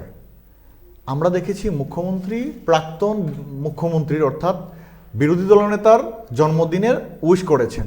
তো অনেকেই কটাক্ষ করছেন যে শাসক দলের প্রচুর বিধায়ক আছে যারা বিজেপিতে যাওয়ার কারণে এই ত্রিপুরা রাজ্যে বিজেপি সরকার এসছে, মুখ্যমন্ত্রী রাজনৈতিক তাদের শিষ্টাচার। বলছি আরে দাদা, এই তো এখানেই মানুষ এটা দেখতে শিখতে পাচ্ছে, হবে, এটা শিখতে হবে ভারতীয় জনতা পার্টির কাছ থেকে। এখানেই এটা তো মানুষ শিখতে হবে ভারতীয় জনতা পার্টির কাছ স্যার, আমরা থেকে। এই বিষয়গুলিতে আবারও আসছি। আমরা মানিক বিকি সরকার স্যারের তো কাছে না, আমার তো বলতে দিলেন না। কখনো- কোথায় বিকি মানিক সরকার সরকার চলে তো যাচ্ছে? কখনো শুধু- বিরোধী দলনেতাকে কখনো সেটা আচ্ছা, বিকি স্যার, উইশ আপনার থেকে করেনি। একটি বিষয় জানবো। বিকি না, স্যার, বিপ্লব কুমার দেব, ম্যাডাম, আপনি বলেন আমাদের রাজ্যের মাননীয় যে শাসক মুখ্যমন্ত্রী, দল কথা বলার সুযোগটা বেশি পাবে, রাজ্যের আমরা মাননীয় বলতে পারবো না। মুখ্যমন্ত্রী ওনার তাহলে আমি বিরোধী silent দলনেতা হয়ে যাবো। করেছেন। বিকি স্যার, আমরা রাখু স্যারের সিপিএম এর বক্তব্য নেতা শুনবো। মানিক সরকারকে নয়। স্যার, আপনাকে বলার সুযোগ দেওয়া হবে, আমরা রাখু স্যারের বক্তব্য শুনবো। শিষ্টাচার আমরা দেখেছি, মানিক সরকারকে জন্মদিনের শুভেচ্ছা বার্তা পাঠান মুখ্যমন্ত্রী, সুন্দর শিষ্টাচার, একদম দারুণ। কিন্তু উনার দলের যারা একটা সময় উনার দলে ভিড়ে ত্রিপুরাতে বিজেপি সরকার আনার ক্ষেত্রে মুখ্য ভূমিকা পালন করেছেন, ওনাদের উনি নাম বলতে পারবো, প্রচুর বিধায়ক আছেন, ওনাদের উনি wish করেন না। প্রত্যেকদিন আমি- আপনি আমি- ওই এটাই ফেসবুকটা আপনি দেখবেন, এটাই রাজনৈতিক শিষ্টাচার, এটাই শুরু রাজনৈতিক করে আমাদের শিষ্টাচার। নেতৃত্বদের উনি উইশ করেন। আমি নাম ধরে বলতে পারি, এইসব কথা বললে কেন চলবে না। দীপাচন্দ্র রাখুন রাঙ্খল, স্যার, আমরা আসছি বলছি, তাহলে বলছি, আপনার কাছে। দীপাচন্দ্র রাঙ্খল, আশিস সাহা, আশিস আমরা কুমার, আশিস মূল দাস, ইস্যুতে যাওয়া আজকে উচিত। বিধায়ক হিসেবে এটা কৃষক আন্দোলন। আমি বলছি, মুখ্যমন্ত্রী কাকে আরে, ব্যাপারে আরে, এটা তো বলছি, ইস্যুটা স্যার, হচ্ছে বিষয় আপনারা কি ফিরে করছেন আসছি, আমরা মূল বিষয়ে- কৃষকদের কাছ থেকে মূল ম্যাডাম বিষয়ে কৃষকদের জন্য সংক্ষেপে মূল বিষয় বলছি, উনি তো ডিস্টার্ব করছেন, তাই আমি বলছি। ডিস্টার্ব না। উনি বিকি বলছেন স্যার, আমরা একটু কৃষক শুনে নিই আন্দোলন। রাখু স্যারের একটু মূল কৃষক- বিষয়। আমি জাস্ট শিষ্টাচার উনি দেখাচ্ছেন তাই বললাম। জাস্ট দেখুন, উনি বলছেন কৃষকরা যে আন্দোলন করছে এটা কংগ্রেস ফান্ডিং করছে। যদি সেটা উনি বলে থাকেন, তাহলে আন্না হাজারি যখন কংগ্রেস আমলে আন্দোলন করেছিল তখন কি বিজেপি ফান্ডিং করতো? তো কংগ্রেসের দুর্নীতির ফলে, ও কংগ্রেসের দুর্নীতির ফলে ভারতীয় আচ্ছা, জনতা আচ্ছা, পার্টির আচ্ছা। সরকার আজকে যখন- 7 বছর যখন- চলছে, তখন তিনি কোনো- কংগ্রেসের নেতা। কোনো রাজনৈতিক দল তখন- ভারতীয় জনতা পার্টিকে বলতে পারবে না বা কেন্দ্রীয় সরকারকে বলতে পারবে না একটাও দুর্নীতি হয়েছে। কংগ্রেসের আচ্ছা, সময়- স্যার, আমরা এবার বিকি স্যার কংগ্রেসের থেকে- সময় একের পর স্যার, এক দুর্নীতি আপনি তো হয়েছে, কথা দুর্নীতির বলতে- বিরুদ্ধে শুনুন না, আন্দোলন হয়েছিল। আপনি তো কথা- আন্না হাজারে দুর্নীতির বিরুদ্ধে আন্দোলন করেছিল। মানুষ দেখছে, আজকে মানুষ দেখে কিন্তু আন্না বুঝতে হাজারের পারছে না আন্দোলন এগুলো আর তাহলে। আজকের আন্দোলনের মধ্যে তফাৎ আমি রয়েছে। না তো আমি বিকি কি স্যার, কথা আপনার তফাৎ থেকে রয়েছে? একটি বিষয় আমি বলছি। জানবো, বিকি স্যার। আরে আমার কথা শেষ করে দিই ম্যাডাম, আমি কথা বলতেই পারিনি তো। স্যার, একটু সংক্ষেপে তাড়াতাড়ি সঙ্গে আমাকে তো বলতেই দেওয়া হলো না তো। আমি জাস্ট, আর উনি বলেছেন যে মানুষ, আমি কৃষকটাই কথা বলে দিই। উনি বলেছেন যে কৃষকের প্রতি ওনারা সহানুভূতিশীল। আমি বলছি কৃষকের পক্ষে যদি এই বিলটা হতো তাহলে মাননীয় সুপ্রিম কোর্ট কেন এই বিলটা রদ করার জন্য নির্দেশ মোটেও দিয়েছেন? নয়, রদ করেনি। আপনি রাখু স্যার, আপনি আমরা ভালো কথা করে আপনার কাছে শুনুন, বিকি ভালো স্যার- করে ভুল আমি- অপব্যবহার বিকি স্যার, আমরা শুনুন, একটি বিষয় আপনার থেকে জানতে চাইবো যে আরেকটা কথা, স্যার, আরেকটা কথা বলি। আপনার বিষয়ে আসছি আমরা বিকি কথাই স্যার বলতে থেকে- দেন না আপনারা বিকি স্যার থেকে বিরোধীদের। আমরা একটু শুনবো যে স্যার 26শে আজকাল- জানুয়ারির যে বিষয়টি রয়েছে যে কৃষকরা স্থির করেছেন তারা ট্রাক্টর র্যালি করবেন এবং সেখানে কিন্তু আমরা দেখতে পাচ্ছি আপনাদের বিরোধিতা। কেন সেই বিরোধিতা, যেখানে ভারতবর্ষ একটি সার্বভৌম গণতান্ত্রিক দেশ, সেখানে অধিকার রয়েছে সকলের আন্দোলন করার বা র্যালি বা যে কোনো আন্দোলনে কিন্তু সামিল হওয়ার, সেখানে কেন আপনাদের বিরোধিতা রয়েছে সেটা জানতে চাইবো। দেখুন, আমরা গণতন্ত্রে বিশ্বাস করি, ভারতীয় জনতা পার্টি। আমাদের দলের মধ্যে যেমন আভ্যন্তরীণ গণতন্ত্র আমরা বিশ্বাস করি, সেটা প্র্যাকটিস করি। আমরা ভারতবর্ষের গণতান্ত্রিক প্রক্রিয়া, এই ভারতবর্ষের গণতান্ত্রিক প্রক্রিয়া আমাদের দল একের পর এক রাজ্যে ক্ষমতায় এসছে এবং বর্তমানে ক্ষমতায় রয়েছে, দিল্লিতেও রয়েছে। ব্যাপারটা হচ্ছে 26শে জানুয়ারি এরকম একটা দিন, যেই দিন ভারতবর্ষের কেন্দ্রীয় সরকার, ভারতবর্ষের মানুষ কোন পথে চলবে, ওই দিন সংবিধান গৃহীত হয়েছিল এবং এর জন্যেই আমরা ভারতবর্ষের মানুষ ওই দিনটিকে প্রজাতন্ত্র দিবস হিসাবে পালন করি। এটা আমাদের একটা প্রাইড ফর এভরি ইন্ডিয়ান, আমাদের প্রত্যেকের একটা এরকম একটা দিন যেদিন আমরা গর্ববোধ করি যে এই যে দেশে আমরা বসবাস করি সেটা হচ্ছে ভারত পৃথিবীর সবচেয়ে বড় গণতান্ত্রিক রাষ্ট্র। স্যার, আমরা সংক্ষেপে শুনবো। সেই দিনে কৃষকরা ট্র্যাক্টর র্যালি করবেন না হেঁটে মিছিল করবেন, এটা কৃষকদের ব্যাপার। কিন্তু বর্তমান সময়ে যেটা তাহলে বিরোধীরা কেন হচ্ছে স্যার? দিল্লিকে চারিদিকে অবরুদ্ধ করে, মানুষকে অবরুদ্ধ করে কোনো রাজনৈতিক আন্দোলন হতে পারে না। এবং সেই রাজনৈতিক আন্দোলন, মানুষকে কষ্ট দিয়ে কোনো রাজনৈতিক আন্দোলন হলে সেটা ভারতীয় জনতা পার্টি একটা মানুষের স্বার্থে যেই দলটা কাজ করে এই দল তার বিরোধিতা করবে। কৃষকরা আন্দোলন করতেই পারেন, কিন্তু এরকম একটা দিনে আমরা নিশ্চয়ই দেশের বিগত 75 বছরে আমাদের দেশের অগ্রগতি, উন্নয়ন, ভারতবর্ষ আগামী দিনে কোন দিকে যাবে, কোন দিকে যাবে সেটা নিয়ে নিশ্চয়ই আলোচনা হতে পারে। কিন্তু বিষয়ে আসবো আমরা, নবায়ন স্যার আপনার থেকে শুনবো যে এই বিষয়টি বিকি স্যার যে কথাটি বললেন সেই বিষয়টিতে আপনি কতটুকু সহমত পোষণ করেন? আমাদের দেশের যারা এই কৃষক আন্দোলনে যারা নেতৃত্ব দিচ্ছেন, 500-র উপর কৃষক সংগঠন এই আন্দোলনে নেতৃত্ব দিচ্ছেন, একটা দুইটা 100-200 না, 500-র উপর কৃষক সংগঠন এই আন্দোলনে যুক্ত হয়েছেন। তার বাইরে অসংখ্য কৃষক সংগঠনগুলো আছেন যারা যার যার রাজ্যে এই আন্দোলনটা করছেন। এখন তারা মিলে ঠিক করেছেন যে যত বাধেই আসুক আর যে আইন আমাদের উপরেই লাগু করা হোক এই সম্পর্কে আমরা আমাদের স্বার্থে, কৃষি, কৃষক এবং দেশের স্বার্থে এই আন্দোলনের একটা পর্যায় হিসেবে আমরা 26শে জানুয়ারি আমরা ট্রাক্টর র্যালি করব এবং তার সঙ্গে আমরা প্যারেড করবো এবং আমাদের দেশে কৃষকরা প্যারেড করবেন। গোটা দেশের স্বাধীনতার পর এরকম ভয়ঙ্কর আইন আমাদের দেশে আনেননি, ফলে গোটা দেশের স্বাধীনতার পর প্রজাতন্ত্র দিবসে এমন আন্দোলন দেশের মানুষ দেখেননি। সমানে সমানে লড়াইটা চলছে। 56 ইঞ্চি আপনাদের পদক্ষেপ কি থাকছে কৃষক আন্দোলনকে কেন্দ্র করে?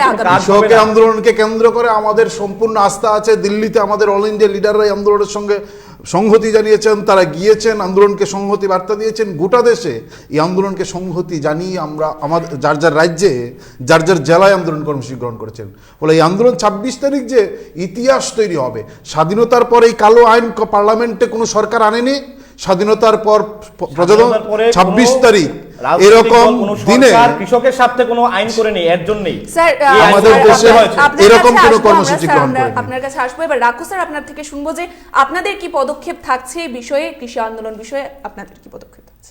সারা ভারতবর্ষের ত্রিপুরার ক্ষেত্রে বলবো যে আমরা 29 তারিখ, আপনারা দেখেছেন গত 22 তারিখেও আমাদের কৈলাসহরে কৃষি বিলের প্রত্যাহারের দাবিতে বিশাল আমাদের কংগ্রেস বিরোজিত সিনহাজির নেতৃত্বে একটা আন্দোলন হয়েছে। আবার 29 তারিখে আমরা আবার আমাদের প্রদেশ কংগ্রেস কমিটির উদ্যোগে বিশাল সেখানে কৃষি বিলের প্রত্যাহারের দাবিতে বিশাল আন্দোলন হবে। সেখানে আমাদের অল ইন্ডিয়া থেকে 3 জন নেতৃত্বরা আসছেন। আর সর্বভারতীয় ক্ষেত্রে দেখুন, কৃষকের পাশে সবসময় কংগ্রেস ছিল, আছে, থাকবে। এই কারণেই কৃষকরা 60 বছরে, সিম্পল কথা যেটা, 60 বছরের কৃষকরা রাস্তায় নামতে হয়নি। কৃষকরা একটা সময় মোদিজি বুঝাতে পেরেছেন যে হ্যাঁ, যদি এইবার বিজেপি সরকার আসে তাহলে কৃষকদের আরও উন্নতি হবে, আরও ডেভেলপমেন্ট হবে। কিন্তু এখন এই কৃষকরা বলছে যে গলতি হামারি হে जो तुमने धोखा दिया, गलती हमारी है जो हमने मौका दिया, गलती तुम्हारी नहीं जो तुमने धोखा दिया, गलती हमारी है जो हमने मौका दिया। মানে কৃষকরা এখন বলছে যে আমরা সুযোগ দিয়েছি, আমরা বিজেপিকে ভোট দিয়েছি, এই কারণে বিজেপি ক্ষমতায় আসছে। তার জন্য আজকে আমরা এই দিল্লির পথে আসতে হয়েছে। আমাদের কংগ্রেস আমলের যে বিলটা, সেই বিলটাই আমাদের এই জন্য কৃষি বিলটাই তো আমাদের আপনারা জন্য এনেছিলেন একটা সেই- সময়। স্যার আপনাদের কি পদক্ষেপ থাকছে আগামীতে? এই তো বললাম তো, আমরা সারা ভারতবর্ষের ক্ষেত্রেই তো বলছি, ত্রিপুরাতে তো বললামই অবশ্যই। যে এইভাবে 29 তারিখও আমাদের কৃষি বিলের প্রত্যাহারের দাবিতে বিশাল জনসভা আছে। সেখানে তিনজন সেন্ট্রাল নেতৃত্বরা আসছেন এবং সর্বভারতীয় ক্ষেত্রে কৃষকের পক্ষে তো সবসময় আমাদের কংগ্রেস পার্টি ছিল। এবং এই বিল কৃষকরা কি বলছে এখন, যে কংগ্রেসের আমলের বিলটাই আমাদের জন্য বেটার ছিল, আমরা এই বিল চাই না, এই বিল প্রত্যাহার করা হোক। এখন কৃষকরাই তো বলছে বহুত হয়েছে শ্রমিক কৃষকের উপর অত্যাচার, আপকি বার কংগ্রেস সরকার। এটা আমার কথা নয়, কৃষকরা বলছে। আর আপনি হাসছেন কেন? তো কৃষকের কথা এটা, আপনি কটাক্ষ করতে পারেন, কারণ এখন তো আপনি বিজেপি এতদিন কংগ্রেসের ময়না ছিলেন, কংগ্রেসের ময়না ছিলেন, কংগ্রেসের ময়না পাখি ছিলেন, কংগ্রেসের হয়ে থাকে। তাহলে পশ্চিম বাংলায় কেন নিজের অস্তিত্ব টিকিয়ে রাখার জন্য সিপিএম এর সঙ্গে আজকে জোট করছেন? যদি পশ্চিমবাংলার তো অন্যতম কৃষি প্রধান দেশ, মানে রাজ্য আমাদের সিপিএম ভারতবর্ষের অন্যতম কৃষি প্রধান রাজ্য, তো পশ্চিমবঙ্গে কেন আজকে কংগ্রেস এবং সিপিএম আজকে জোট করছে নিজের অস্তিত্ব টিকিয়ে রাখার জন্য? কৃষকরা যদি আপনাদের সমর্থনে থাকে তাহলে কেন আজকে নিজেদের অস্তিত্ব রাখার জন্য কংগ্রেস আর সিপিএম এক জায়গায় আসছে? আমরা তো দেখেছি কারণ অস্তিত্ব আমরা তো দেখেছি জ্যোতি বসু, নরেন্দ্র মোদীজি আর অটল বিহারী জিকে, শুনুন না, রাষ্ট্র নেতা, আপনি সেটা বলুন, জ্যোতি বসু এবং অটল বিহারী জিকে রাজনৈতিক আমরা বসু এবং অটল বিহারী বাজপেয়ী বিরোধিতা করেছিল যখন ইন্দিরা গান্ধী ভারতবর্ষের মধ্যে জরুরি অবস্থা জারি করেছিল, তখন করেছে। এখন 15 বছর পরে ভারতবর্ষের কালো আইন যেখানে তখন একটি ইস্যুতে প্রত্যেকটা রাজনৈতিক দল এক হয়েছিল। আপনি জানেন না, এর জন্য আপনি এই কথাগুলো বলছেন। ম্যাডাম 15 বছর কংগ্রেস 15 বছর কংগ্রেস করে সিপিএম এর সঙ্গে আতাত করেনি। ম্যাডাম শুনুন ম্যাডাম, বিজেপি কিন্তু কখনো সিপিএম এর সঙ্গে আতাত করেনি, কংগ্রেস কিন্তু করেছে নিজের অস্তিত্বের জন্য। 15 বছর আগামী দিনে এই রাজ্য করবেন, তাই তো? পরিচিতি নিয়ে কংগ্রেসের জন্য আমরা তো রক্ত দিয়েছি, আন্দোলন করেছি। কংগ্রেসের ভুল করেছে তো কংগ্রেসের জন্য, কংগ্রেসের জন্য কত ভুল করেছি। কংগ্রেস তো আমাদের পেছনে এই রাজ্যের মানুষকে পেছন দিয়ে ছুরি মারলো 15 বছর সিপিএম এর সঙ্গে জোট করে। সিপিএম এবং পশ্চিমবাংলা জোট করলো, এই রাজ্যের লক্ষ লক্ষ কংগ্রেস কর্মীদের কথা ভুলে গেল। আপনি বলছেন আপনাদের এর আগে 2013 নির্বাচনে আপনাদের ভোটের পার্সেন্টেজ কত ছিল? আপনারা যদি ঠিক করতেন তাহলে কেন 1 সামথিং এ চলে গেলেন 2018 সালে? বলুন না ম্যাডাম, 1 মিনিটের জন্য কারণ মানুষ তো আপনাদের সঙ্গে নেই, ম্যাডাম, ত্রিপুরার জনগণ তো আপনাদের সঙ্গে নেই, দেশে যেরকম আপনাদের সঙ্গে কোনো দল মানুষ নেই, এই রাজ্য নেই। 1 মিনিটের জন্য আমি ওনার কথা উনি বলছেন ভুল করেছি 15 বছর। নিশ্চয়ই, আমি 15 বছর সামনেই বলছি আমি ভুল করেছি। 15 বছর রক্ত দিয়েছিলাম এই দলটার জন্য, আর এই দল সিপিএম এর সঙ্গে লড়াই করেছে। উনি যখন 15 বছর জোট করেছে কংগ্রেসের জন্য, আমি কংগ্রেস করেছি কি আপনি কংগ্রেস করেছেন, কে কি কংগ্রেস করলো এটা তো বিষয় না। এখানে বিষয়টা হচ্ছে কৃষি বিল। আমি তো ভুল, আমি তো বলছি প্রকাশ্যে যে কংগ্রেস করেছি, কংগ্রেস করেছি, ভুল করেছি। আমি প্রকাশ্যে বলছি যে কংগ্রেসের মতো দালাল, সিপিএম এর দালাল রাজনৈতিক দলের সঙ্গে ছিলাম, এটা ভুল করেছি। একটা সময় ভুল করেছি। কংগ্রেস যদি দালাল হয়ে থাকে, একটা সময় উনিও দালাল ছিলেন। ঠিক আছে, যখন আপনারা সিপিএম এর সঙ্গে আতাত করলেন, বিজেপিতে আছে মধু, বিজেপিতে আছে মধু, চুর যুগ দিলে হয়ে যায় সাধু। বুঝে গেলাম, ফাইন ফাইন। বিজেপি একমাত্র রাষ্ট্রবাদী দল, যেই দল মানুষের কথা ভাবে, যেই দল দেশের কৃষকের কথা ভাবে। আমি এখান থেকে আমি রাষ্ট্রবাদী দর্শকের উদ্দেশ্যে আমরা এই বিষয়টিতে আর থাকছি না, আমরা নেক্সট বিষয়ে যাচ্ছি স্যার। ভারতবর্ষের কংগ্রেসের রাজনৈতিক ইতিহাসে সবচেয়ে কম এই কথাটা আমি চ্যালেঞ্জ করে বলতে পারি যে 15 বছর পরে কংগ্রেস থেকে সবকিছু নিয়ে সব পরিস্থিতি ভুল করেছি, আমি চ্যালেঞ্জ দিয়ে বলছি। বিষয়গুলিতে আমরা আসছি স্যার। কংগ্রেস সরকারে ছিল না, আমি টাইম দিয়ে দিচ্ছি, বিরোধী দল হিসেবে তখন লড়াই মে করেছি। মাসের মধ্যে টাইম দিয়ে বলছি, মে মাসের মধ্যে বিকি বাবু বলবেন স্বপ্ন কংগ্রেসই ভালো ছিল। স্বপ্ন দেখুন, স্যার, মে মাসের মধ্যে টাইম দিয়ে দিচ্ছি। স্বপ্ন দেখতে পয়সা লাগে না, স্বপ্ন দেখতে স্বপ্ন দেখতেই পারেন। 15 বছর সেই স্বপ্ন কখনো বাস্তবায়িত হবে না ত্রিপুরা রাজ্যে। পরবর্তী বিষয়ে যাব আমরা। এটা ঠিক, রাকুর এই কথাটা কোনো মানে অবাস্তবের আমাদের না। কংগ্রেস যেটা বলবে এটা তো সিপিএম সেটাকে সমর্থন করবে, এটাই স্বাভাবিক। আপনাদের সকলকে বলবো যে থামার জন্য আমরা পরবর্তী বিষয়ে দিকে জাস্ট আমি একটা এই যে শুনুন, রাকুর কথাটা বলছি, একটা কথা বলার যে কথা বলছিল, রাকু যে কথাটা শেষ করেছে যে আর কয়েকদিন পরে বলে যেভাবে পাল্টানো চলছে, এই ওয়াশিং মেশিনে ঢুকানো হচ্ছে আর বের করা হচ্ছে, আমার দাঁড়ানোর বিকি আবার কবে এদিকে বলবেন, কংগ্রেস- বসে আবার বলবেন না কংগ্রেসই আমাদের থাকতে হবে। ম্যাডাম, ভুল করে স্যার, নি, আমরা ভুল করে নি বিষয়টি বিজেপি দেখাবো। থেকে। আমি আর আপনার সাথে এক মিনিটও চাইবো না, ত্রিপুরার জনগণ ভারতীয় জনতা পার্টির সঙ্গে রয়েছে। ত্রিপুরার জনগণ ভারতীয় জনতা স্যার পার্টির আমরা সঙ্গে আসছি, রয়েছে। আপনি বলুন উনি বলছেন স্যার, একটু তাড়াতাড়ি আমরা পরবর্তী বিষয়ে যাব। উনি বলছেন যে কথাই পয়েন্টটা হারিয়ে ফেললাম এক্ষণের মধ্যে। উনি বলেছেন যে কোন পয়েন্টে জানি কথাটা বলেছিলাম, স্যার ভুলে আমরা গেছি। আসবো, তাহলে আমরা পরবর্তী বিষয়ে যাই। ঠিক আছে, আমরা বলুন। আমি পয়েন্টটাই হারিয়ে ফেলেছি। সমস্যা রয়েছে এই মুহূর্তে 10,323, অর্থাৎ তাদের গণ অবস্থান আমরা দেখতে পাচ্ছি আজ গণ অবস্থানের 49তম দিন। সেই বিষয়টিতে আমরা আলোচনা করা বাধ্যনীয়, কারণ আজকে আমরা জানি বাঞ্ছনীয় বিষয়, কারণ কি রাজ্যে সবচেয়ে বড় সমস্যা বা জ্বলন্ত সমস্যা আজকের দিনে দাঁড়িয়ে 10,323। প্রথমেই বিকে স্যার আপনার কাছে যাব, 10,323-এর এই দীর্ঘ আন্দোলন কতটুকু যুক্তিযুক্ত বলে মনে হয় আপনার? দেখুন, 10,323 যারা চাকরিচ্যুত হয়েছিল, সেই চাকরিচ্যুতির জন্য যদি একমাত্র দায়ী কেউ থাকে তা হলো পূর্বতন সিপিএম নেতৃত্বাধীন বাম সরকার। আপনাদের মনে থাকবে যে সিপিএম দল, তাদের একটা রাজনৈতিক এজেন্ডা ছিল যে নির্বাচন এলে যারা যুবকরা ডিওয়াইফাই করতেন বা এসএফআই করতেন, তাদের সামনে একটা চাকরির ললিপপ ঝোলাবে, ইন্টারভিউ নেবে। সেরকমভাবে 2002 সালে ইন্টারভিউ নিল, 2006 সালে ইন্টারভিউ নিল, 2009 সালে ইন্টারভিউ নিল, কখনো চাকরি দেয়নি। এরপর যখন চাকরি দিয়েছিল 10,323-এ, যেটা আপনারা বলছেন, তখন নিয়ম নীতির বালাই না করে শিক্ষার অধিকার আইনে দেশের মানে সংবিধান বলে দিয়েছে যে যদি শিক্ষক পদে নিয়োগ করতে হয় তাহলে নিশ্চয়ই টেটের মাধ্যমে নিতে হবে।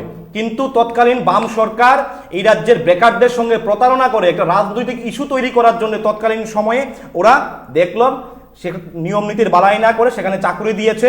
অসাংবিধানিকভাবে নিয়োগ নীতির তুয়াক্কা না করে সেখানে সেই মানে যে নিয়োগ করা হয়েছিল স্বচ্ছতার ঘাটতি ছিল।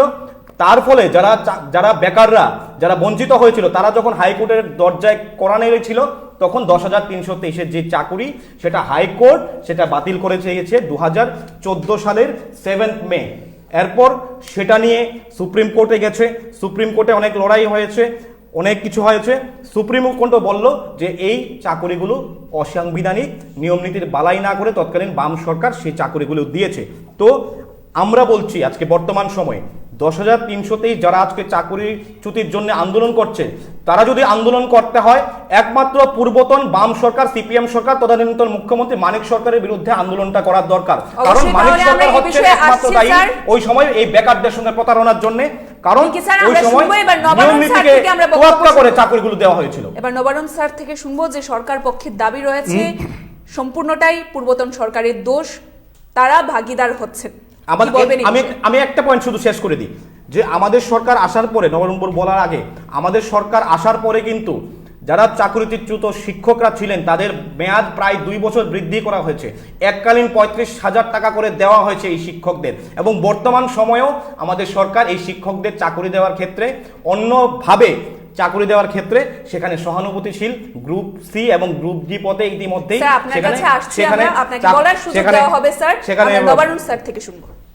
প্রথমত হচ্ছে দুইটা বিষয়, এক হচ্ছে চাকরির নিয়োগ নীতি সম্পর্কিত যা বিষয় আনলেন, 2 নম্বর হচ্ছে তাদের আন্দোলন সম্পর্কিত। আমি ছোট্ট করে দুইটার উত্তর দিচ্ছি। এক হচ্ছে এই নিয়োগ নীতি সম্পর্কে, যে নিয়োগ নীতিতে তাদের চাকরি হয়েছে, আমি একজন ডিওএফআই হিসেবে, আমি একজন বেকার যুবক হিসেবে, এই রাজ্যের একজন যুবক হিসেবে আমি ওই নিয়োগ নীতিকে আমি সমর্থন করি। যে নিয়োগ নীতিতে সুপ্রিম কোর্ট কোনো জায়গায় বলেনি, আমি বলবো এই আইন সুপ্রিম কোর্টের সর্বশেষ যা দিয়েছেন যে এই আইনটা পড়া, আইনের জায়গায় কোনো জায়গায় অস্বচ্ছতা উল্লেখ নেই।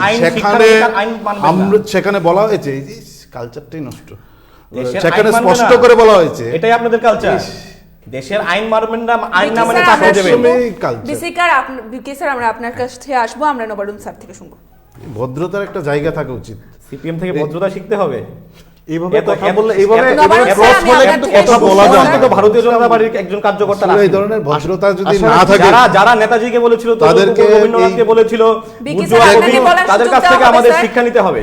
বিকি স্যার আপনাকে বলার পয়েন্টগুলো হারিয়ে ফেলা হয়, এইভাবে ওনারা তো প্ল্যান মাফিক এগুলি করেন। যে কোনো রাজনৈতিক দল তাদের কর্মীদের যখন কোনো মিডিয়ায় পাঠানো, তাদের রাজ্যের 10,323-এর কাছে ক্ষমা চান যে আমরা ভুল করেছিলাম এবং একজনের এই চাকরিগুলো গেছে। এটা বলুন, প্রকাশ্যে ক্ষমা চান।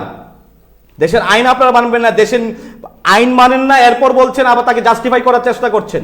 স্যার আপনাকে আপনি বলার চাকরি দিন সুযোগ না, দেওয়া হবে নবারুণ স্যার শিক্ষক থেকে আমরা শিক্ষক শুনবো। পদ ছাড়া অন্য যেই দল, অন্য যেই সংস্থাগুলো, অন্য যেই দপ্তরগুলো রয়েছে সেগুলোর মধ্যে আপনারা এদের ক্যাডারদের চাকরি দিলেন না কেন? শিক্ষক পদেই কেন?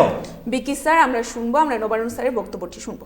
স্যার ফলে সেখানে তাদের চাকরি সম্পর্কে যে নিয়োগ নীতি, আমি আজকে নিয়োগ নীতিকে সমর্থন করি। বামফ্রন্ট সরকার যে নিয়োগ নীতিতে তাদের চাকরি দেওয়া হয়েছিল, এখন সুপ্রিম কোর্ট বলছেন যে যেখানে যে একটা বিষয় ছিল নিডি, সেই নিডিকে চ্যালেঞ্জ করা হয়েছিল। সুপ্রিম কোর্ট সেখানে বলেছেন যে সাংবিধানিক নিয়ম অনুযায়ী নিডি তার দারিদ্রতা সেখানে প্রশ্নচিহ্নের সামনে দাঁড়িয়েছিল, তার চ্যালেঞ্জ গ্রহণ করা হয়েছে এবং যে কারণে এই পলিসিটা সুপ্রিম কোর্ট, হাইকোর্ট তারা মানতে পারেননি। এখন আমরা বলছিলাম গোটা দেশে এই নিডি একটা ক্যাটাগরি করা উচিত আমাদের দেশের সরকারি কর্মসংস্থান প্রশ্নে, আমাদের রাজ্যে না।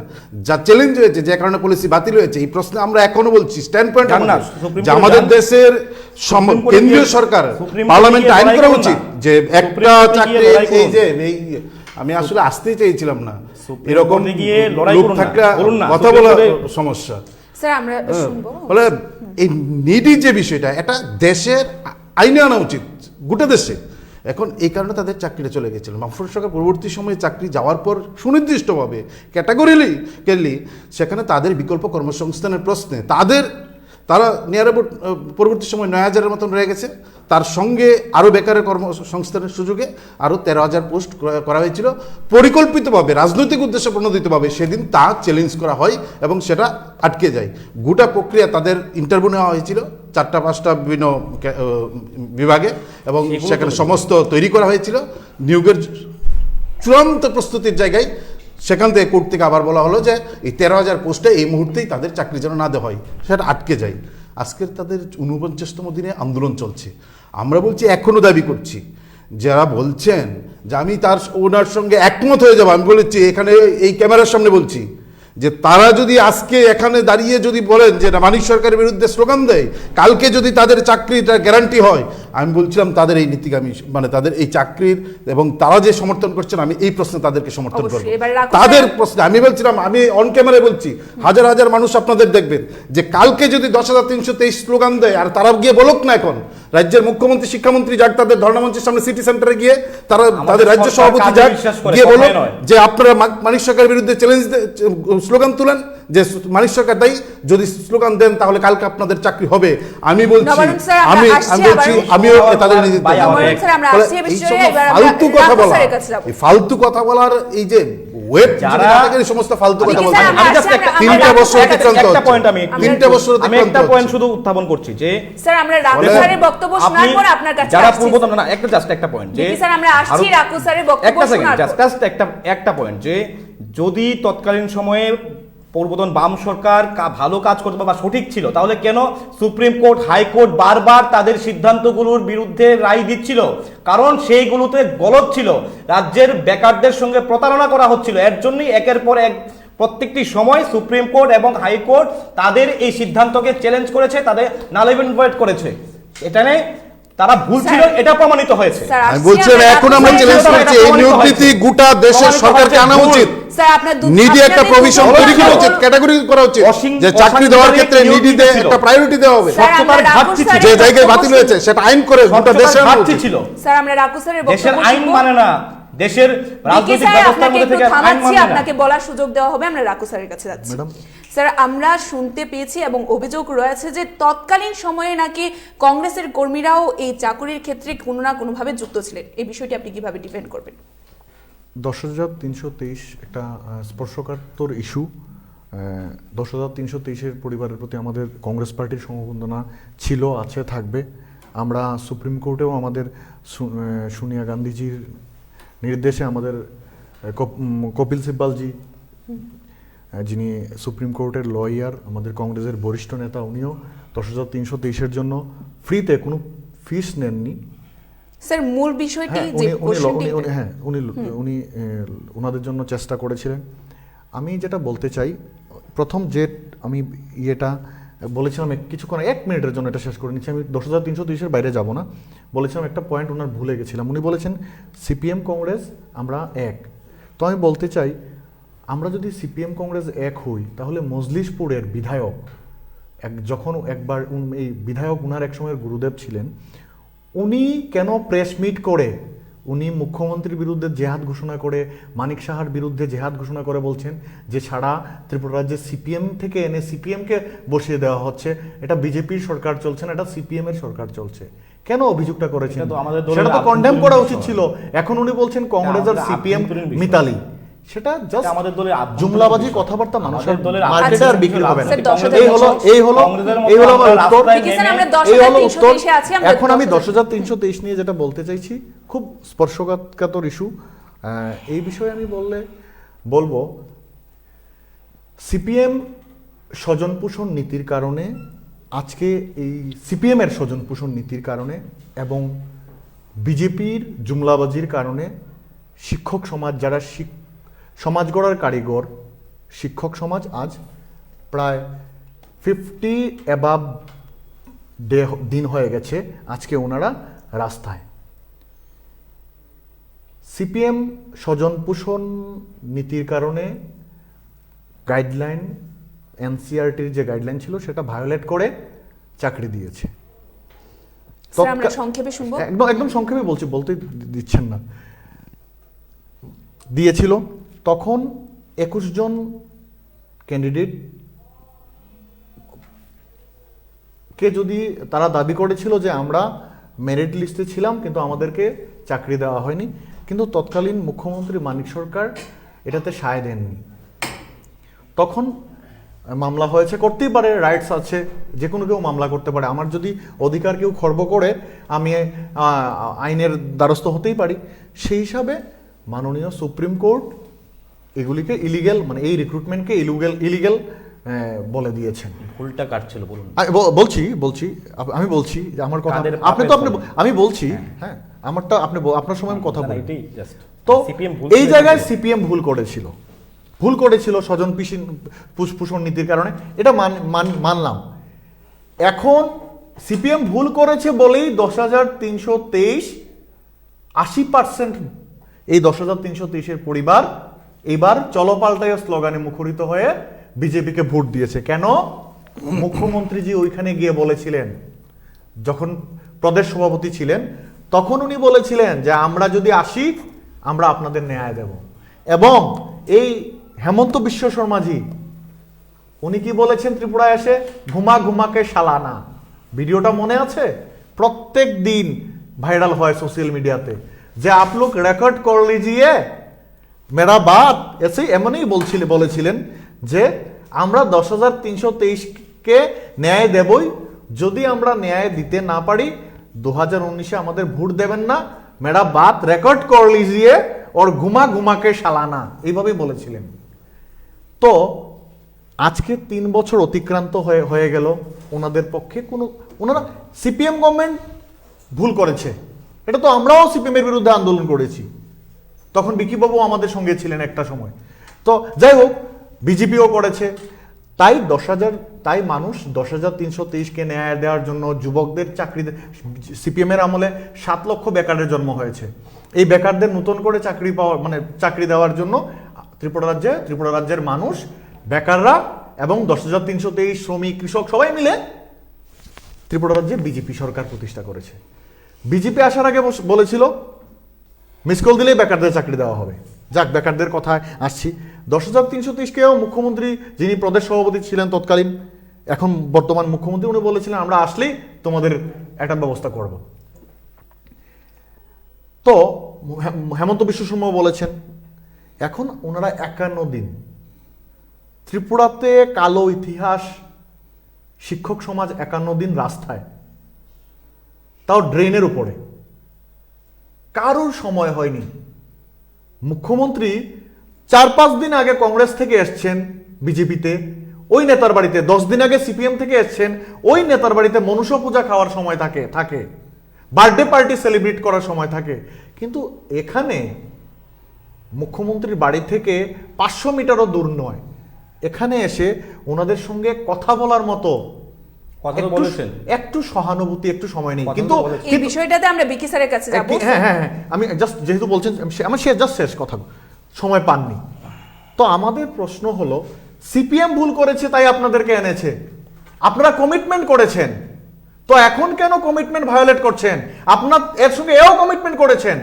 যারা এই ভুলভাবে এই এনসিআরটির রুল ভায়োলেট করে যারা রিক্রুটমেন্ট দিয়েছে, তদন্ত করে তাদেরকেও শাস্তি দেওয়া হবে। 3 বছর অতিক্রান্ত হয়ে গেল, কোথায় সব হবে, 5 বছরের সব মধ্যে জুমলাবাজি? চিন্তা করবেন না। 5 বছর, যা যা 1 বলা বছর হয়েছে, বাকি, 1 সব বছর হবে। পরে তো আরে সব হবে।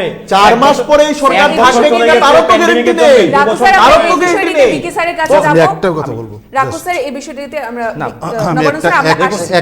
একটা কথা বলবো যে আমরা তো এই 10,330-এর বিষয়টা তো এখন ভাষা নেই। সেই সুপ্রিম কোর্টের যা রাইটেই সব বেরিয়েছে, তা খাতা কলমে তো সবাই আছেন, শিক্ষকদের সবাই কাছে আছেন। স্যার, আপনার আমাদের কাছে আমাদের আসছি মাথায় আমরা। রাখতে হবে, তাদের সম্মান জানাতে হবে। এই স্বজন পোষণ কথা বলা, আমি বলছিলাম যে নিয়োগ নীতিতে তাদের চাকরি হয়েছে, এই নিয়োগ নীতি আমি চাই গোটা দেশে, আমরা চাই গোটা দেশে এই নিয়োগ নীতি, কারণ নিয়োগ বলছি নীতি আপনাদের নিডি নিয়োগ একটা নীতি বিষয় ছিল, বিষয়টিতে আমরা আপনার নিডি কাছে দেয়, আসছি, স্বজন বিকি নিয়োগ স্যার। মধ্যে নিডি বিকি স্যার, আপনার নিডিতেই থেকে চ্যালেঞ্জ একটি বিষয় জানবো। ওটার মধ্যে নিডিটা বিকি স্যার, চ্যালেঞ্জ আপনার হয়েছিল, থেকে একটি এবং বিষয় এই নিডির জানবো। ফলে কিন্তু তাদের চোখ স্বজন পোষণ, নবারুণ এই স্যার, কারণে তো রাঘু সুপ্রিম স্যার। কোর্ট, তাহলে আপনি সুপ্রিম কোর্ট, তাহলে আপনি কি সুপ্রিম তোমাকে দেখাতে হবে যে স্বজন পোষণ কথার উল্লেখ আছে না সুপ্রিম কোর্টের তাহলে যে সুপ্রিম রায় কোর্ট এটা বেরিয়েছে। ইলিগাল কেন বলো? আমার প্রশ্ন হলো আমি বলছি তো সুপ্রিম কোর্ট কেন নিডি বলেছে? নিডি স্বচ্ছতার ঘাটতি ছিল কেন? স্বচ্ছতার ঘাটতি ছিল সেখানে। নিডি না, না। একটা ক্যাটাগরি ছিল, নিডি একটা ক্যাটাগরি ছিল, যে ক্যাটাগরি সুপ্রিম কোর্ট বলেছে এই আপনারা ক্যাটাগরি নেই। আমি বলছি, আমি চ্যালেঞ্জ আপনারা চ্যালেঞ্জ করবেন না, সুপ্রিম কোর্টের রায় দিয়ে দিয়েছে, আপনি কি চ্যালেঞ্জ করবেন? এই চ্যালেঞ্জ আপনি জানেন সুপ্রিম কোর্টের রায়টা দেখাতে হবে, কোর্টে মানে না, সুপ্রিম কোর্টের রায় স্বজন পোষণ লেখা আছে, তোমাকে দেখাতে হবে। নীতি মানে না, সুপ্রিম তারা- কোর্টের রায়ের স্বজন পোষণ লেখা আছে, তোমাকে দেখাতে হবে। চোরের স্যার, কিন্তু আপনাদের কাছে আমি আসছি আমরা, নিডির আমরা উপর আসছি। নিডির আপনাদের বড় কাছে বড় আসছি, এই আমরা ক্যাটাগরির বিকি জন্য স্যারের চাকরি কাছে গেছে, যাবো। বিকি স্যার, স্বজন আপনার পোষণ থেকে- বলতে হবে। রাঘু সেটা sir, illegal Nabarun sir, recruitment আপনাদেরকে বলে একটু দিয়েছে। থামাচ্ছি, কি বলার কারণে? সুযোগ কি দেওয়া কারণে হবে। illegal? স্যার, নিডির আপনাদের ফলে বলার তো সুযোগ illegal দেওয়া হয়েছে। হবে, স্যার। নিডি একটা priority বিকি সেখানে স্যার, রাখা আপনাদেরকে- হয়েছিল। নবারুণ স্যার, তার আপনাদের জন্য বলার সুযোগ challenge দেওয়া হবে। হয়েছিল। আচ্ছা, তাহলে এটা কি বলছি। তাহলে কি তোমাকে- আপনারা তাহলে কি বিকি এটা স্যার, আপনার ম্যাডাম থেকে- ম্যাডাম ম্যাডাম স্যার, একটু- স্যার, একটু আমরা বিকি স্যার থেকে একটি বিষয় জানবো। নবরণ বাবুর কাছে একটা আমরা প্রশ্ন, একটি একটা বিষয় প্রশ্ন, জানবো, একটা স্যার। আমি একটু বলিনি। বিকি স্যার, আপনার থেকে জানবো যে একটি বিষয় জানবো, স্যার। 49 দিন ধরে তাদের গণ অবস্থান চলছে, আমরা দেখতে পাচ্ছি এখনো পর্যন্ত কিন্তু সরকার তরফ থেকে কোনো আশ্বাস বা তাদের এসে যে তাদের সাথে কথাবার্তা বলা সেটা কিন্তু হচ্ছে না। 10,323-এর অভিযোগ রয়েছে সেখানে, এই 10,323 সেখানে আপনারা তাদের জন্য কি করছেন এখন? 10,323-এর বিষয়ে মানবিক দৃষ্টিভঙ্গি নিয়ে ভারতীয় জনতা পার্টির সরকার সলিউশন করবে, এটা আমরা বলেছিলাম এবং সেই দিকে আমাদের সরকার এগুচ্ছে। আমি আপনাকে বলছি, যখন 10,323-এর চাকুরিটা হয়েছিল, নবরুণ বাবুদের ভালো করে মনে থাকবে, দীর্ঘদিন বেকারদের বঞ্চিত করার ফলে তৎকালীন সময়ে শত শত সিপিএম এর পার্টি অফিস পোড়া হয়েছিল। স্যার, কি করা না, হবে আমি just আপনাদের? একটা বলে দিচ্ছি, স্যার, মানে আমার প্রশ্নের আমাদের জবাব ইতিহাসটাও একটু দিন জানতে আপনি। হবে। বলবেন না, direct বলবেন না। নেতারা ওই সময় এলাকায় যেতে পারেননি, বিধায়করা যেতে পারেননি, স্যার, আমার কয়েকজন বেকার প্রশ্নের জবাব জানতে চাই। আত্মহত্যা করেছিল। যেটা আমি বলছি যে কি কি ব্যবস্থা করছে? আমাদের সরকার এই 10,323-এর সমস্যার সমাধানের জন্য সরকার দায়বদ্ধ। দেখুন, ভারতবর্ষের সরকার, ত্রিপুরা সরকার আইনের মাধ্যমে চলে। আমরা আইনকে সম্মান করি, সংবিধানকে সম্মান করি, সুপ্রিম কোর্টকে সম্মান করি, হাইকোর্টকে সম্মান করি। আজকে 10,323-এর যারা শিক্ষকরা যারা বলছেন যে তাদেরকে সরাসরি চাকরি দিয়ে দিতে হবে, এরকম প্রভিশন ভারতবর্ষের কোনো রাজ্যের মধ্যে নেই। আমাদের ত্রিপুরা সরকারও সেই অনৈতিক কাজ করতে পারবেন না, কারণ উইদাউট ইন্টারভিউ কোনো কাউকে চাকরি দেওয়ার সংস্থান সেটা নেই, সুপ্রিম কোর্টও স্যার, সেটা বলেনি। সেখানে আমার একটা কথা আছে, স্যার, হ্যাঁ। আমার একটা কথা আছে। সেখানে ইন্টারভিউ দেওয়া হচ্ছে যাদের বয়স বেশি হয়ে গেছে 50-এর ঊর্ধ্বে, যারা এখনো 50-এর ঊর্ধ্বে হয়নি তারা কিন্তু এলিজিবল রয়েছে চাকরির জন্য। তাদের জন্য কি ছাড় রয়েছে আপনাদের, স্যার? সুপ্রিম কোর্ট স্পষ্ট করে বলে দেওয়া হয়েছে যে আমাদের সরকার বলেছিল যে আমরা তাদেরকে চাকরি দেব, আপনি সুপ্রিম কোর্ট আমাদের সম্মতি দাও। সুপ্রিম কোর্ট বলেছে যে কারোর জন্য স্পেশালি কোনো সিদ্ধান্ত নেওয়া যাবে না, শুধুমাত্র এজ রিল্যাক্সেশনের বিষয়ে সুপ্রিম তাহলে কোর্ট সেখানে, স্যার, আপনাদের সরকারে আমরা শুনতে পাই যে তাদের জন্য দেখছেন আপনারা, তাহলে কি দেখছেন, স্যার? নিশ্চয়ই গ্রুপ সি, গ্রুপ ডি পদে যেই চাকরিগুলো ছাড়া হয়েছে, আমাদের মুখ্যমন্ত্রী, মাননীয় মুখ্যমন্ত্রী, মাননীয় শিক্ষামন্ত্রী তো বলেছেন যে আপনারা প্রিপারেশন নিন, আপনারা শিক্ষক ছিলেন, আপনারা পড়াশোনার জগতের সঙ্গে আপনারা যুক্ত ছিলেন, আপনারা সেখানে যদি ইন্টারভিউ দেন আপনারা নিশ্চয়ই চাকরি পাবেন। যদি তারপরও যদি আপনারা চাকরি না পান তাহলে আমাদের সরকার আপনাদের জন্য দেখবে। এই কথাগুলো তো ভারতীয় জনতা পার্টির সরকার বলছে।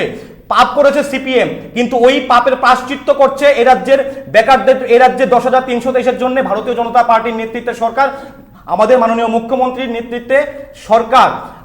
দেখুন, একটা সরকার শুধুমাত্র 10,323-এর জন্য আসেনি।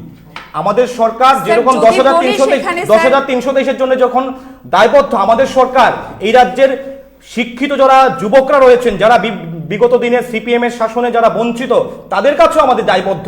ওই বেকার যুবকদের কাছেও আমরা দায়বদ্ধ। আমরা 10,323-এর কথা যেমন চিন্তা করব, আমরা কিন্তু তৎসঙ্গে ওই শিক্ষিত যুবকদের কথা আমরা চিন্তা করব। আমরা সরকার শুধুমাত্র 10,323-এর কথা চিন্তা করব, অন্যদের কথা চিন্তা করব না, সেরকমটা হতে পারে না। এইভাবে যদি আমরা চাকরি দিই, আবার সেটা হাইকোর্টের মধ্যে সেটা নিয়ে কমপ্লেন হবে, সেই মানে চাকরিগুলো মানে সেখানে স্তব্ধ করে দেওয়া হবে, স্টপ করে দেওয়া হবে। এজ রিল্যাক্সেশনের যে বিষয়টি রয়েছে, যাদের বয়স হয়নি স্যার তাদের জন্য কি ছাড়? সুপ্রিম কোর্ট বলেছে যে এজ রিল্যাক্সেশনের বিষয়ে আপনারা ছাড় দিতে পারবেন, অন্য কোনো ক্ষেত্রে আপনারা ছাড় দিতে পারবেন না। তাহলে যারা এলিজিবল রয়েছে স্যার, যাদের বয়স হয়নি স্যার, তাদের জন্য এলিজিবিলিটি তো প্রমাণ হবে যখন আপনি সেখানে চাকরির জন্য আপনি পদপ্রার্থী হবেন, সেখানে ইন্টারভিউ দেবেন, সেই ইন্টারভিউর মাধ্যমে আপনি যদি চাকরি পান, তাহলে চাকরি পান বা না পান যেটাই হবে, সেটা তো আমাদের সরকার বলছে যে আপনারা আসুন, আপনারা সেই প্রক্রিয়ার মধ্যে আপনাদের নিজেদের নিয়োজিত করুন। কিন্তু তা না করে সরাসরি চাকরির যে কথা বলছেন রাজনৈতিক উদ্দেশ্যে প্রণোদিত ভাবে, আজকে যারা এখানে রাজনৈতিক আন্দোলনটা করছেন, আমি আপনাকে দায়িত্ব নিয়ে বলতে পারি, যারা নেতৃত্ব দিচ্ছেন, কোনো নেতা কোনো সময় সিপিএম এর যেই ছাত্র সংগঠন টিএসইউর রাজ্য নেতৃত্ব ছিল, তারা আজকে সরকারকে বদনাম করার চেষ্টা করছে। আমাদের সরকার 10,323-এর প্রতি দায়বদ্ধ। আমাদের সরকার তাদের মানবিক দৃষ্টিভঙ্গি নিয়ে আমাদের সরকার এই মানে বিষয় সলভ করার জন্য চেষ্টা করছেন। আমাদের নেতৃত্ব, আমাদের শিক্ষামন্ত্রী, মাননীয় মুখ্যমন্ত্রী চেষ্টা করছেন। তা নিয়ে যদি রাজনৈতিক খেলা হয় শুধুমাত্র সরকারকে বদনাম করার জন্য, সেটা আমরা এই রাজ্যের যুব সংগঠনের একজন প্রতিনিধি হিসাবে, একজন শিক্ষিত যুবক হিসাবে আমরা কখনোই সেটাকে মেনে নিতে পারবো না।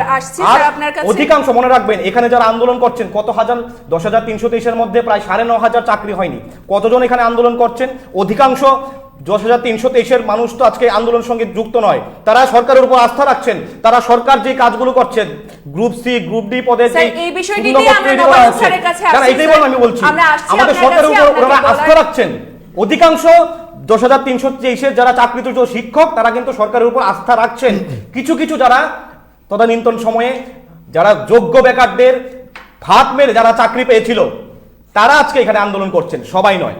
আমরা নবায়ন স্যার আপনার কাছে আসবো যে এই যে 10,323-এর কেস, এই কেসটিতে যদি আমরা দেখি যে আজ থেকে 4-5 বছর আগে সেই কেসটি কিন্তু এসেছিল বা উঠেছিল, সেখানে তখন যদি বর্তমান সরকারের দেখে এখন 3 বছর ঠিকভাবে হয়নি, তবে 4-5 বছর যদি হয়ে যায় সেই কেস এসেছিল, তাহলে তখন আপনারা কেন 10,323-এর জন্য কোনো স্ট্যান্ড নেননি বা তাদের জন্য কোনো স্থায়ী সমাধান করেননি? আমি প্রথমত একটা বলছি, বিজেপির যে অবস্থান আবার স্পষ্ট করলো, পাপের প্রায়শ্চিত্ত। তার মানে হচ্ছেন যারা এখানে বসে আছেন, এটা বিজেপি দলের স্ট্যান্ডিং পয়েন্ট হচ্ছে, এই হচ্ছেন তাদের মনোভূতি, পাপের প্রায়শ্চিত্ত। তাদের সম্পর্কে আমাদের আন্দোলনরত শিক্ষিকা সম্পর্কে বিজেপির চাকরি দেওয়ার পাপ ছিল, তাহলে তো তারা তাদের কি ব্যবস্থা করবেন? এক। 2 নম্বর হচ্ছে বলছেন বদনাম কামাই করছে। আরে আপনারা চাকরি পাওয়ার আগেই তো তাদের অনেককে দেখেছিলাম অভিনন্দন রেডি করতে, চাকরিটা দিয়ে দেন, আপনাদের সরকারকে অভিনন্দন দিচ্ছেন না। তাদের চাকরি দেওয়ার প্রশ্নে আমরা বলছিলাম বামফ্রন্ট সরকার, আমি এই কথা শুরুতেই বলেছিলাম, এটাও বলেছিলাম, আমরা আসছি, আপনাকে বলার সুযোগ দেওয়া হবে। শুরুতেই বলেছিলাম যে বামফ্রন্ট সরকার যখন সুপ্রিম কোর্ট থেকে এটা আসার পর দেখেছিল বিকল্প তাদের এই শিক্ষকতা রাখার সুযোগ নেই, সঙ্গে সঙ্গে কিন্তু বামফ্রন্ট সরকার পদক্ষেপ গ্রহণ করেছিল। তাদের ইন্টারভিউ নেওয়া হয়েছে, ইন্টারভিউ তাদের দেওয়া আছে অলরেডি, ইন্টারভিউ তাদের নেওয়া হয়েছিল। সমস্ত ইন্টারভিউর উপর তাদের সঙ্গে বেকারদের সুযোগ হয়েছিল। সেখানে 12,000 মানে স্কুল এডুকেশন আর 1,000 হচ্ছে সোশ্যাল এডুকেশন, মোট 13,000 পোস্ট ক্রিয়েট করা হয়েছে। ইন্টারভিউ নেওয়া হয়েছে, সমস্ত কিছু রেডি। ইন্টারভিউর পর তাদের চিহ্নিত করে তাদের নিয়োগের প্রশ্নে সমস্ত কিছু রেডি করেছেন। এখন যদি এই সরকার মনে করেন যে তাদের দিক থেকে তারা এই সিদ্ধান্ত গ্রহণ করবেন এবং তাদের পাপের প্রায়শ্চিত্তের বিষয়টা মাথায় থেকে বের করে, যে এর যে 10,323 শিক্ষক শিক্ষিকা তাদের সন্তান সন্ততি আছে, ইতিমধ্যেই 83 জন শিক্ষক শিক্ষিকা মারা গেছেন, তাদেরকে আমি বলছিলাম তাদেরকে এক্ষুনি সরকার বিধানসভা অধিবেশন ডেকে 13,000 পোস্টের পুনর্জীবিত করে তাদেরকে নিয়োগ করতে পারেন, এক্ষুনি করতে পারেন। আমি বলছি কালকে বিধানসভা ডাকতে। আপনারা কি করেছিলেন? আমরা করেছিলাম এই যে 12,000 স্কুল এডুকেশনে, 1,000 সোশ্যাল এডুকেশন, মোট 13,000 পোস্ট। সেখানে ইন্টারভিউ নেওয়া হয়েছে, তারা সবাই ইন্টারভিউ দিয়েছেন। 8,000-9,000-এর মতন শিক্ষক শিক্ষিকা, তার বাইরে হচ্ছেন প্রায় 4,000-এর মতন বেকার যুবক যুবতী, এই তাদের কর্মসংস্থানের সুযোগ ছিল। ইন্টারভিউ নেওয়া হয়েছে, তাদের চিহ্নিতকরণ করা হয়েছে, স্ক্রুটিনি হয়েছে, তারা জাস্ট অফার পাওয়ার বাকি ছিল। এই সময় সুপ্রিম কোর্ট থেকে বলা হয়েছে রাজনৈতিকভাবে ত্রিপুরা থেকে বলা হয়েছিল 10,323কে চাকরি দেওয়ার জন্য 13,000 পোস্ট ক্রিয়েট করা হয়েছে, এটাকে বাতিল করুন। সুপ্রিম কোর্ট বলেছিল এটা বন্ধ রাখুন। সমস্ত কিছু পরীক্ষা করার পর সুপ্রিম কোর্ট বলেছেন না, তাতে কোনো বাধা নেই। এখনই রাজ্য সরকার ইচ্ছা করলে 13,000 পোস্টে কালকে অধিবেশন ডেকে সমস্ত আমাদের রাজ্যের বিধানসভায় যারা বিরোধী দল আছে, একটু থামুন, ডিস্টার্ব করবেন না। বিধানসভা অধিবেশন ডেকে বিরোধী দলের বিরোধী নেতা বলছেন যে 10,323-এর প্রশ্নে কোনো ইতিবাচক কথা যদি বিধানসভায় ডাকা হয় তাহলে আমরা হাত তুলে সমর্থন করব। এই 13,000 পোস্ট পুনর্জীবিত করে আমাদের বিধানসভার 16 জন বিরোধী দলের বিধায়ক, বামপন্থী বিধায়ক আছেন, তারা শুরু থেকে বলছেন যে এই পোস্টে যদি বিধানসভায় আলোচনা হয় আমরা এই পোস্ট পুনর্জীবিত করার জন্য আমরা দুয়ার তুলে সরকারকে সমর্থন করব। কালকেই দাও অধিবেশনে ডাকুক না, যদি সদিচ্ছা থাকে। সলভ করা কোনোভাবে আপনাদের উদ্দেশ্য ছিল না। ডিস্টার্ব করলে কথা বলা যায়? 323 আপনাদের কাছে রাজনৈতিক ইস্যু, ভদ্র মানুষ কি এই ডিস্টার্বের মধ্যে কথা বলতে পারে? রাজনীতি করার জন্যই আপনারা এটা করেছিলেন, সেটা সলভ করার জন্য নয়। অভ্যস্ত এই মাছবাজারের এই কালচার আয়ত্ত করেছেন, জানেন না এই মাছবাজারের কালচার আয়ত্ত করে সরকারটা ছিল, কেন আপনারা তাদেরকে চাকরি দেননি? 14 থেকে 18 প্রায় 3 বছরের অধিক সময় তো সরকারের আপনারা ছিলেন, কেন তখন চাকরি দেননি? মাথায় রাখতে হবে এটা মাছবাজার না, একটা সোশ্যাল মিডিয়া, এটা মনে আপনারাও মনে রাখতে হবে। এবার মিথ্যা কথা বলে রাজ্যের মানুষকে ভুল বোঝানো যাবে না, রাজ্যের মানুষকে ভুল বোঝানো যাবে না মিথ্যা কথা বলে। আপনি মনে করছেন এটাও মাছবাজার, সমস্যা হচ্ছে আপনার দ্বারাই। সমস্যা হচ্ছে যে আপনি মাছবাজার মনে করেন সব। আমি বলছিলাম, হ্যাঁ আমার এই কথা বলছি, কালকে যদি সরকার মনে করে তারা পাপের প্রায়শ্চিত্ত না, বিজেপি যা মনে করছেন তারা এর যে নাগরিক আমাদের অসংখ্য ছেলে মেয়েকে, তারা বলছিলেন তাদের স্বজন পোষণ, যে মেয়েটা সুইসাইড করলো এই মেয়েটার গোল্ড মেডেলিস্ট, এখানে আশিস স্যার আছেন, রাষ্ট্রপতি পুরস্কার পেয়েছেন, এরকম অসংখ্য। এই যে একটা টিভিতে আমি সেদিন দেখছিলাম, পা দুটা নেই আন্দোলনে আসার সময় গত 29 তারিখ এই বাগমাতে অ্যাক্সিডেন্ট করেছেন, একটা টিভিতে প্রায় 1 ঘন্টা শো করেছেন, মানুষ দেখছেন আর অনেকে কান্না করছেন। ছেলেটা ঘর থেকে বেরোতে পারে না, বামফ্রন্ট সরকার আমলে সে চাকরি পেয়েছিল। এখন 13,000 পোস্টে আমরা বলবো সরকার যদি পাপের প্রায়শ্চিত্ত না মনে করে যে এর যে নাগরিক তাদেরকে আমি বাঁচার ব্যবস্থা করব, তাদের রুটি ব্যবস্থা করব, তাহলে সেখানে ভূমিকা আমরা রাকু স্যারের কাছে যাচ্ছি। স্যার আপনাদের এই 10,323-এর কি স্ট্যান্ড রয়েছে আপনাদের? আমি কংগ্রেস পার্টি আমরা সবসময় তো ছিলাম ওনাদের পাশে এবং থাকবো, এটা আমি আগে প্রথমেই বলেছি। আমি এটাই বলতে চাই, আপনারা যেভাবে সিপিএম এবং বিজেপি যেভাবে উনি বলেছেন স্টুডিওকে মাছ বাজার বানিয়েছেন, কারণ ওনাদের কাছে কথা বলার মতো মুখ আর নেই, তো ওনারা চাইছেন মাছ বাজার বানিয়ে আজকের এই কি করে সময়টা কাটানো যায়। 10,323কে নিয়ে কথা বললেই উভয়ের মানে শাকের কড়াতের মতো, গেলেও কাটবে আসলেও কাটবে। তো অর্থাৎ চেষ্টা করেছিল তারা তখন বিজেপি কংগ্রেসে ছিল, এখন বিজেপি আছে। বলছি কংগ্রেসে ছিল, এখন বিজেপি আমি বলছি। তো ব্যাপারটা হলো 10,323-এ সবাই মানে এলিজেবল না, সেটাও আমরা কংগ্রেস বলিনি, কিন্তু বলেছি যে স্বজন পোষণ তো হয়েছে, নতুবা কেন সেই গাইডলাইনটা মানে রুলসটা মানে রিক্রুটমেন্ট রুলসটা কেন ভায়োলেট করা হয়েছে সেটা প্রশ্ন ছিল। এবং 21 জন ক্যান্ডিডেট ওনারা বলেছেন যে আমাদেরকে চাকরি দেওয়া হোক, আমাদের মেরিট থাকার পরেও আমাদেরকে দেওয়া হয়নি, কিন্তু তখন মানিক সরকার শুনেননি, ওনার অহংকারে, ওনার দম্ভ ছিল। ঠিক আছে, তখন ওনারা গেছেন, যেতেই পারেন, এটা আপনি কংগ্রেস বলেছেন সেটা না, সেটা যুবকরা গেছে, এই রাজ্যের ডিপ্রাইভ যুবকরা গেছে, যাদেরকে আপনারা যোগ্য থাকার পরেও যাদেরকে আপনারা বঞ্চিত করেছেন। আমাদের অনুষ্ঠানের শেষ সময় রয়েছে, আমি আমার সময় আসলেই ডিস্টার্ব হয় সব দিক দিয়ে, স্যার সবার থেকে শুনছি আমরা, আপনাকেও বলার সুযোগ দেওয়া হয়েছে স্যার। তো আমি বলছি যেখানে সিপিএমও অপরাধী, এখানে বিজেপিও অপরাধী। আমাদের ডিমান্ড হলো, আমাদের ডিমান্ড হলো সরকার তো আমাদের ডিমান্ড হলো স্যার একটু স্যার কথা বলে একটু সুযোগ দিন। আমি কিন্তু আমরা তো অপরাধটা করিনি, আপনি যে বলছেন আপনি বলবেন ঠিক আছে অপরাধ করেননি, আপনি একটা কথা বলুন না, কেন অপরাধ যারা অপরাধ করেনি আমি বলছি না, যারা অপরাধ করেনি কি অপরাধ করছে সেটা আমি বলছি। অপরাধ করেছে সিপিএম, অপরাধ করেছে মানিক সরকারের সরকার, কি অপরাধ করেছে বামফ্রন্ট সরকার, কি অপরাধ করেছে, কি করছেন, কি করছেন, কি পাপের ভাগীদার হচ্ছেন না, কি পাপের ভাগীদার হচ্ছেন, তাদের জন্য কাজ করছে, কি পাপের ভাগীদার হচ্ছেন, সেটা রাজনৈতিক ইস্যু বানানোর জন্য আমরা রাজনীতি প্রবলেমটা সলভ করার জন্য আমরা চেষ্টা করছি আমাদের সরকার 10,323-কে নিয়ে, এবং আমরা যে কাজটা করব সেখানে সুপ্রিম কোর্টেও গেলেও সেই চাকরি করার সুযোগ হাইকোর্টেও যাবে না, আমরা হাইকোর্টেও যাবে না, স্যার আমরা আপনার কাছে আসবো। আসবো আমরা আমি বলছি, রাকুস আমি এই কারণে আমি clean দুজনের sheet কাছেই নিচ্ছে। কারণ বিনম্রভাবে- যারা মামলাটা করেছিল বিনম্রভাবে কংগ্রেসের হয়ে স্যার, তারা আমরা- তৃণমূল হয়ে বিজেপিতে গেছে আর আপনাদের কংগ্রেসের হয়ে দুজনকে মামলাটা বলার- যেহেতু করেছিল আপনাদের এখন কংগ্রেস দুজনকে বলছে বলার আমি কিছু সুযোগ জানি না দেওয়া কারণ হয়েছে, সবাই স্যার। বিজেপিতে আপনাদের দুজনকে বলার সুযোগ দেওয়া হয়েছে, আমরা রাকুস স্যারের শুনবো। আমি বলছি ম্যাডাম এখন ওনারা আমাদেরকে দোষ দিচ্ছেন।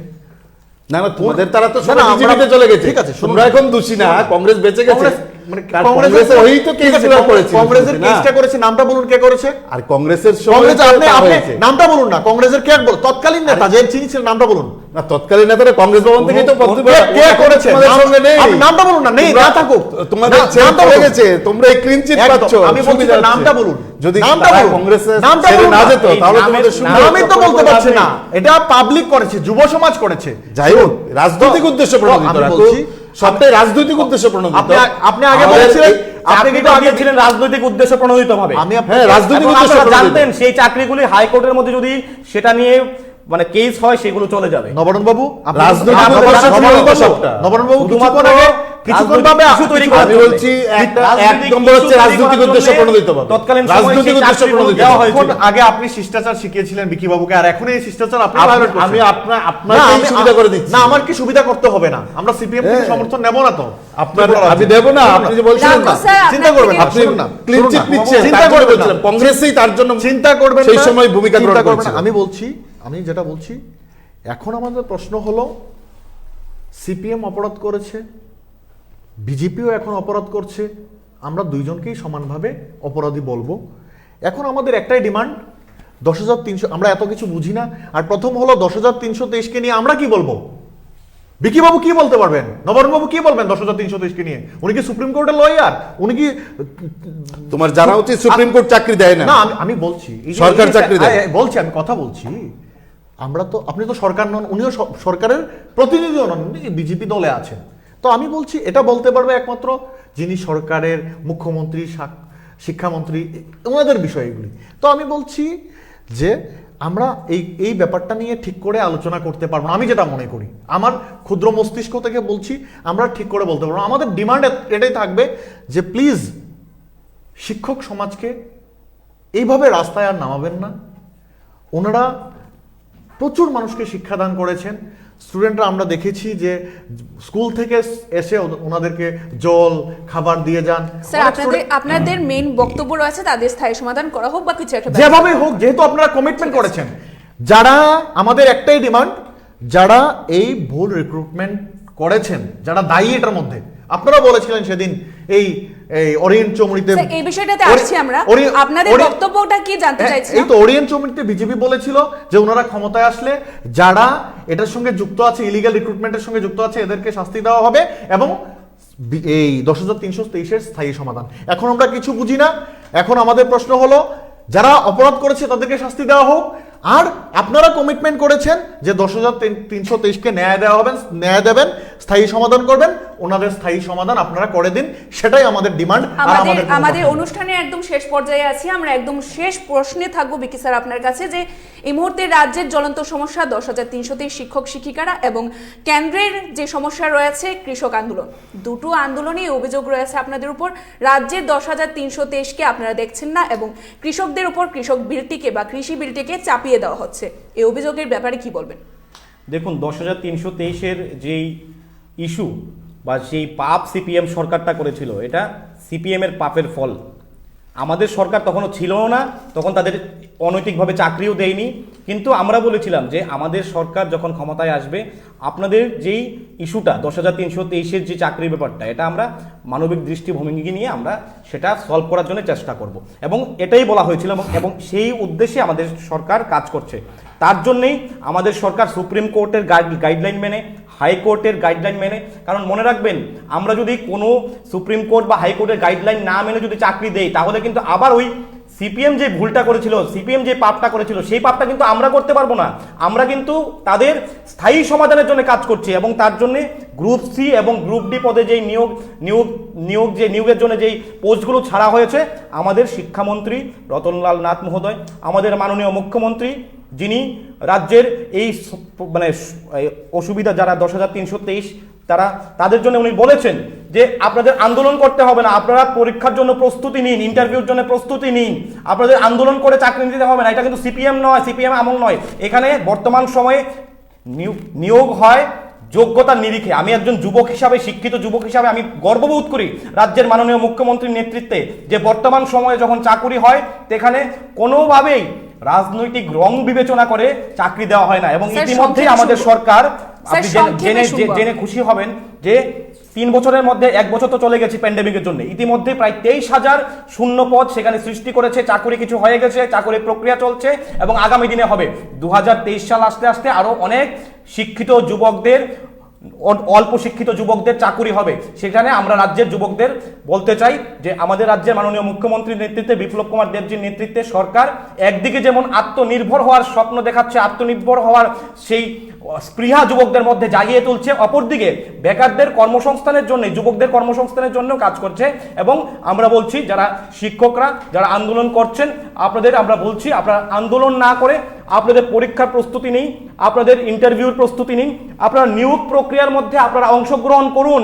আপনাদের সঙ্গে আমাদের সরকার রয়েছে এবং আপনাদের সরকার, আমাদের মাননীয় মুখ্যমন্ত্রী বিপ্লব কুমার দেবজির নেতৃত্বে স্থায়ী সমাধানের জন্য এই সরকার কাজ করছে। সিপিএম এর মতো আপনাদের মানে মাঝ গঙ্গায়, মাঝ নদীতে ফেলে দেওয়ার জন্য আমাদের সরকার কিন্তু আপনাদের জন্য কাজ করছে না। স্থায়ী সমাধান আমাদের সরকার করবে, মাননীয় মুখ্যমন্ত্রী বিপ্লব কুমার দেবজি করবেন এবং সেই দিশায় আপনারা এগিয়ে যান। আপনারা আমাদের সঙ্গে সরকারের জন্য আমি একটা বলছি, সরকারের নির্দেশিত যেই প্রক্রিয়ার মধ্যে আপনারা অংশগ্রহণ করুন, আপনারা চাকরি পাবেন। যারা যারা চাকরি পাবে না, যারা যারা চাকরি পাবে না তাদের জন্যও আগামী দিনে ব্যবস্থা করা হবে। আপনারা বিশ্বাস রাখুন, আস্থা রাখুন, এই সরকার আপনাদের পক্ষে রয়েছে। মুখ্যমন্ত্রী, মাননীয় মুখ্যমন্ত্রী বিপ্লব কুমার দেবজি, বিজেপি সরকার আপনাদের পক্ষে রয়েছে। অবশ্যই এবার নবারুণ স্যার আপনার থেকে শুনবো যে বিকে স্যারের বক্তব্য অনুযায়ী খুব সংক্ষিপ্ত বলবো, আমি আশা করবো কেউ ডিস্টার্ব করবেন না। এক হচ্ছেন, আমি প্রথমেই তীব্রভাবে ধিক্কার জানাই বারবার যারা 10,323 শিক্ষক শিক্ষিকাদের পাপের ফল হিসেবে আখ্যায়িত করছেন। আমি এই ধরনের শব্দ আমাদের রাজ্যের মাননীয় শিক্ষক শিক্ষিকাদের প্রতি, কর্মচ্যুত শিক্ষক শিক্ষিকাদের প্রতি যারা এই ধরনের বর্বরচিত, আমি বলবো বর্বরচিত শব্দ তাদের প্রতি যারা, পাপটা তো আপনারা করেছেন, এর জন্য আপনাদের গায়ে লাগে, তাদের প্রতি ধিক্কার জানাই, নিন্দা জানাই। পাপটা তো আপনারা এবং করেছেন, আমি আশা করব আপনাদের গায়ে লাগে। তারা মানুষকে সম্মান জানিয়ে তারা এই ধরনের শব্দ ভবিষ্যতে বলবেন না। এক, যতগুলো মৃত্যু হয়েছে তার জন্য সিপিএম সরকার দায়ী। যতগুলো আজকে যারা 323 বলে যারা মৃত্যু হয়েছে প্রত্যেকটার জন্য নবরুণ দেবরা যে দল করতেন ওই দলের সরকার দায়ী। বিকে স্যার আমরা শেষ বক্তব্য শুনছিলাম। দুই নম্বর হচ্ছে আত্মনির্ভরের কথা বলছেন। আমি বলছিলাম মুখ্যমন্ত্রী বলছেন যুবকদের গরু পালন করো, গরু বিক্রি করো, দুধ বিক্রি করো, মাছ চাষ করো। এখন দেখা যাচ্ছে গরু পালন করতে গিয়ে মানুষ দেখলেন গরু চুরি বেড়ে গেছে, মাছ চাষ করতে গিয়ে দেখলো আগরতলা রাজধানীর বুকে মাছ চুর বেড়ে গেছে। এখন মাছ চুর যদি বেড়ে যায়, গরু চুর যদি বেড়ে যায়, মিছিলের লাইনটা লম্বা করে বেকারদের ব্যবহার করতেন, তাদের স্বপ্ন দেখাতেন না। বিকি স্যার আপনাকে বলার সুযোগ দেওয়া হয়েছে। এবার আমরা নবারুণ আমি বলছি আত্মনির্ভরের জায়গায় গিয়ে মানুষ যখন আত্মনির্ভর হতে মাছ চাষ করা শুরু করলেন, এখন দেখা গেলো আগরতলা শহরের মধ্যে মাছ চুর বেড়ে গেছে, মানুষ এখন মাছ চাষে যাচ্ছেন না। গরু পালন করতে গিয়ে দেখলেন মুখ্যমন্ত্রী স্বপ্ন দেখাচ্ছেন, গরু পালন শুরু করলেন, গরু চুর বেড়ে গেছে, মানুষ এখন গরু পালন করছেন না। এরকম একটা অবস্থায় দাঁড়িয়ে আত্মনির্ভরের স্বপ্ন দেখানো একটা গাল গল্প। একদিকে চুর বাড়ানো হচ্ছে আর স্বপ্ন দেখানো হচ্ছে, দুইটা একসঙ্গে হয় না। 3 নম্বর বিষয় হচ্ছে এই শিক্ষক শিক্ষিকাদের প্রশ্নে আমি আবারও বলছি, যে স্ট্যান্ড পয়েন্ট থেকে এই চাকরিগুলো চলে গেছেন, সুপ্রিম কোর্ট যেখানে দাঁড়িয়ে বলছেন যে নিডির মতন একটা প্রায়োরিটি, একটা ক্যাটাগরি তৈরি করা হয়েছিল, এটা মানে সংবিধান স্বীকৃত না। আমরা বলছি এই নিডির মতন একটা ক্যাটাগরি কেন্দ্রীয় সরকারকে ভবিষ্যতে কর্মসংস্থানের প্রশ্নে যুক্ত করতে হবে, নয়তো আমাদের দেশের বড় লোকের ঘরে চাকরি যাবে, গরিবরা চাকরি পাবে না। এই নিডি শব্দটা থাকার ফলেই পা নেই বিকলাঙ্গরও কিন্তু চাকরি পেয়েছে। গরিব ঘরের যে মেয়েটা গোল্ড মেডেল চাকরি পেয়েছে, তার সঙ্গেও এই নিডি শব্দটা যুক্ত ছিল। যে আশিস স্যার রাষ্ট্রপতি পুরস্কার প্রাপ্ত, সেই আশিস স্যারের সঙ্গেও এই নিডি শব্দটা যুক্ত ছিল তার ইন্টার মধ্যে। এই ক্যাটাগরির ফলে তিনি চাকরিটা পেয়েছেন। এখন আমরা বলবো রাজ্য সরকারের কাছে সুযোগ আছে, বামফ্রন্ট সরকার সেই সুযোগ দিয়ে গিয়েছেন। রাজনৈতিক উদ্দেশ্য প্রণোদিতভাবে বারবার এই চাকরিগুলিকে আটকানো হয়েছিল। 13,000 পোস্টকে নির্বাচনের আগে 13,000 পোস্টকে আটকানোর জন্য আসাম থেকেই আসামের বিজেপির নেতারা সুপ্রিম কোর্টে আইনজীবী পাঠিয়েছিল, তারা সেখানে কর্মসংস্থান করা হোক এবং সেই আপনারা এই কথাটা বলে চলছিল। ভারতবর্ষের স্যার, আমাদের আলোচনা আইনি শেষ ব্যবস্থাকে করতে- আপনারা অসম্মান করছেন। স্যার, ভারতীয় জনতা স্যার, পার্টির লাইন কথায় শেষ করুন। হাইকোর্ট বা সুপ্রিম কোর্ট চলে না, স্যার, এটা ভিকি স্যার, আমাদের আপনার জানা আলোচনা দরকার। শেষ পথে স্যার, আমরা রাকু স্যারের বক্তব্য এবং শেষ আমি বলছিলাম যে এই একটা মাত্র 13,000 একটা পোস্টেই শেষ করবো। তাদেরকে দ্রুত নিয়োগ করার সুযোগ রাজ্য সরকার আছে, যে সুযোগটা বামফ্রন্ট সরকার তৈরি করে গেছেন। আপনারা একদিনে তাদের CPM তরফ থেকে সমস্ত যান না ধরনের হাইকোর্টে। কর্মসংস্থানের ব্যবস্থা হবে, আপনারা সঙ্গে কেন 4,000-এর উপর যান না? বেকারের কর্মসংস্থান হবে। নবাজ স্যার, আমরা রাজ্য শুনেছি। সরকারকে যাওয়া উচিত। আমরা এবং শুনেছি, আমি স্যার। শেষ কথা বলবো, আপনাদের আর চিন্তা করতে যারা হবে না। তাদের আমরাই করবো পাপের এই ফল সমস্যার অযোগ্য সমাধান। বারবার বলছেন, আমরাই তাদের এই বিরুদ্ধে সমস্যার ধিক্কার সমাধান করবো। জানাচ্ছি। 10,320 এই ধরনের শব্দ তাদের প্রয়োগ করা থেকে যারা চাকরি বেরিয়ে করা আসতে হয়েছে, হবে। তাদেরকে চাকরির ব্যবস্থা ভারতীয় তার জনতা পার্টি সঙ্গে সরকারই করবে, এটা মনে ভিকি রাখবেন। স্যার, গরু পালনের স্বপ্ন দেখিয়ে, মাছ চাষের স্বপ্ন দেখিয়ে, গরু গরু পালনের মাধ্যমে, মাছ চাষের মাধ্যমে সংখ্যা এই বাড়িয়ে রাজ্যের বেকাররা আত্মনির্ভর স্বাবলম্বী হবে না। স্বাবলম্বী মাছ হবে। চুরদের এই রুখতে দিশায় হবে, আমাদের গরু চুরদের সরকার রুখতে হবে, রয়েছে। এই বিজেপিকে রাজ্যের দায়িত্ব নিতে হবে। আমরা কিন্তু মন্ডল বিজেপির শুধুমাত্র এই নেতার নাম রাজ্যের যেন মাছ বেকারদের চুরে মিছিলের যুক্ত লাইনটা না লম্বা হয়, করার জন্য এই রাজ্যের গরু বেকারদের চুরের জন্য সম্পর্কে বিজেপির খাই না। নেতার মিছিলের নাম যুক্ত লাইনটা না লম্বা হয়, করলেই তারা মাথায় স্যার, রাখতে আপনাদের হবে। দুজনকে- স্যার, আপনাদের আত্মনির্ভর দুজনকেই হতে গেলে থামাবো, স্যার, সেখানে আপনাদের- সেখানে গরু ভিকি পেলে স্যার, আপনাদের গরু দুজনকেই গরু থামাবো। দুধ বিক্রি করেও সেখানে স্যার, আত্মনির্ভর আপনাদের হওয়া যায়। গরু চুর তো বেড়ে গেছে। সেখানে এই স্যার, রাজ্যের আপনাদের মধ্যে দুজনকে- আমাদের কি সময়ে করে রোজগার বেকাররা নাই?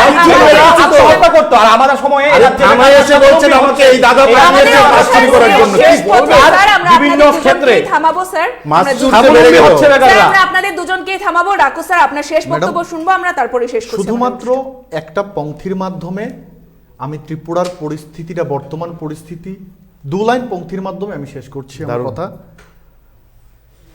যাদের ভোটে এই ক্ষমতা, যাদের ভোটে এই ক্ষমতা, তারাই তো আজ অনাহারী।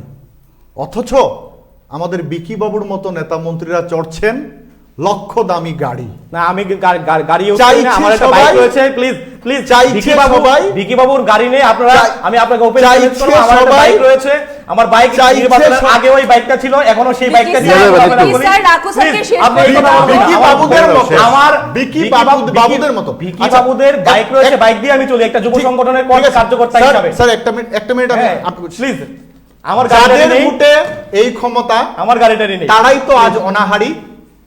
অথচ বিজেপির নেতা মন্ত্রীরা চড়ছেন লক্ষ দামি গাড়ি। চাইছে সবাই একটু খাবার, চাইছে সবাই একটা কাজ। অথচ আমাদের খাবারও রয়েছে, মুখ্যমন্ত্রীজি, কাজও রয়েছে। অথচ আমাদের মুখ্যমন্ত্রীজি খাবারও প্রতিদিন রয়েছে, কাজও সাজছে রয়েছে। স্যার, এবারে আমরা শেষ নতুন করবো। সাজ।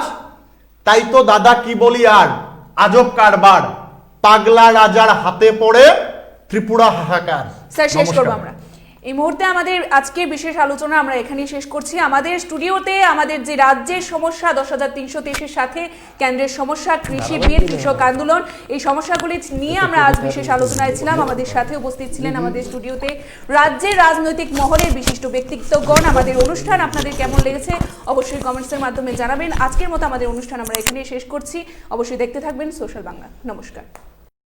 আপনি কি নিজের এবং পরিবারের স্বাস্থ্যকে নিয়ে চিন্তিত? বাজারে রাসায়নিক দেওয়া আনফ্রেশ শাকসবজি খেতে বাধ্য? দাম দিয়ে কিনছেন কিন্তু আনফ্রেশ? তাহলে আপনার চিন্তা দূর করতে আমরা এসে গেছি লেটস বাজার নিয়ে। লেটস বাজার, ক্ষেত থেকে ডিরেক্ট আপনার। क्या आप जेई मेंस या नीट की तैयारी कर रहे हैं? इस क्राइसिस की सिचुएशन में अगर आपको डाउट हो रहे हैं तो हम आपके रेस्क्यू के लिए हैं। मैं हूं दीपशिखा और मैं हूं IIT रुड़की से। टू क्लियर आपके सारे डाउट्स, जॉइन कैंपर स्किल्स और मेरे साथ शेयर करिए अपने सारे डाउट।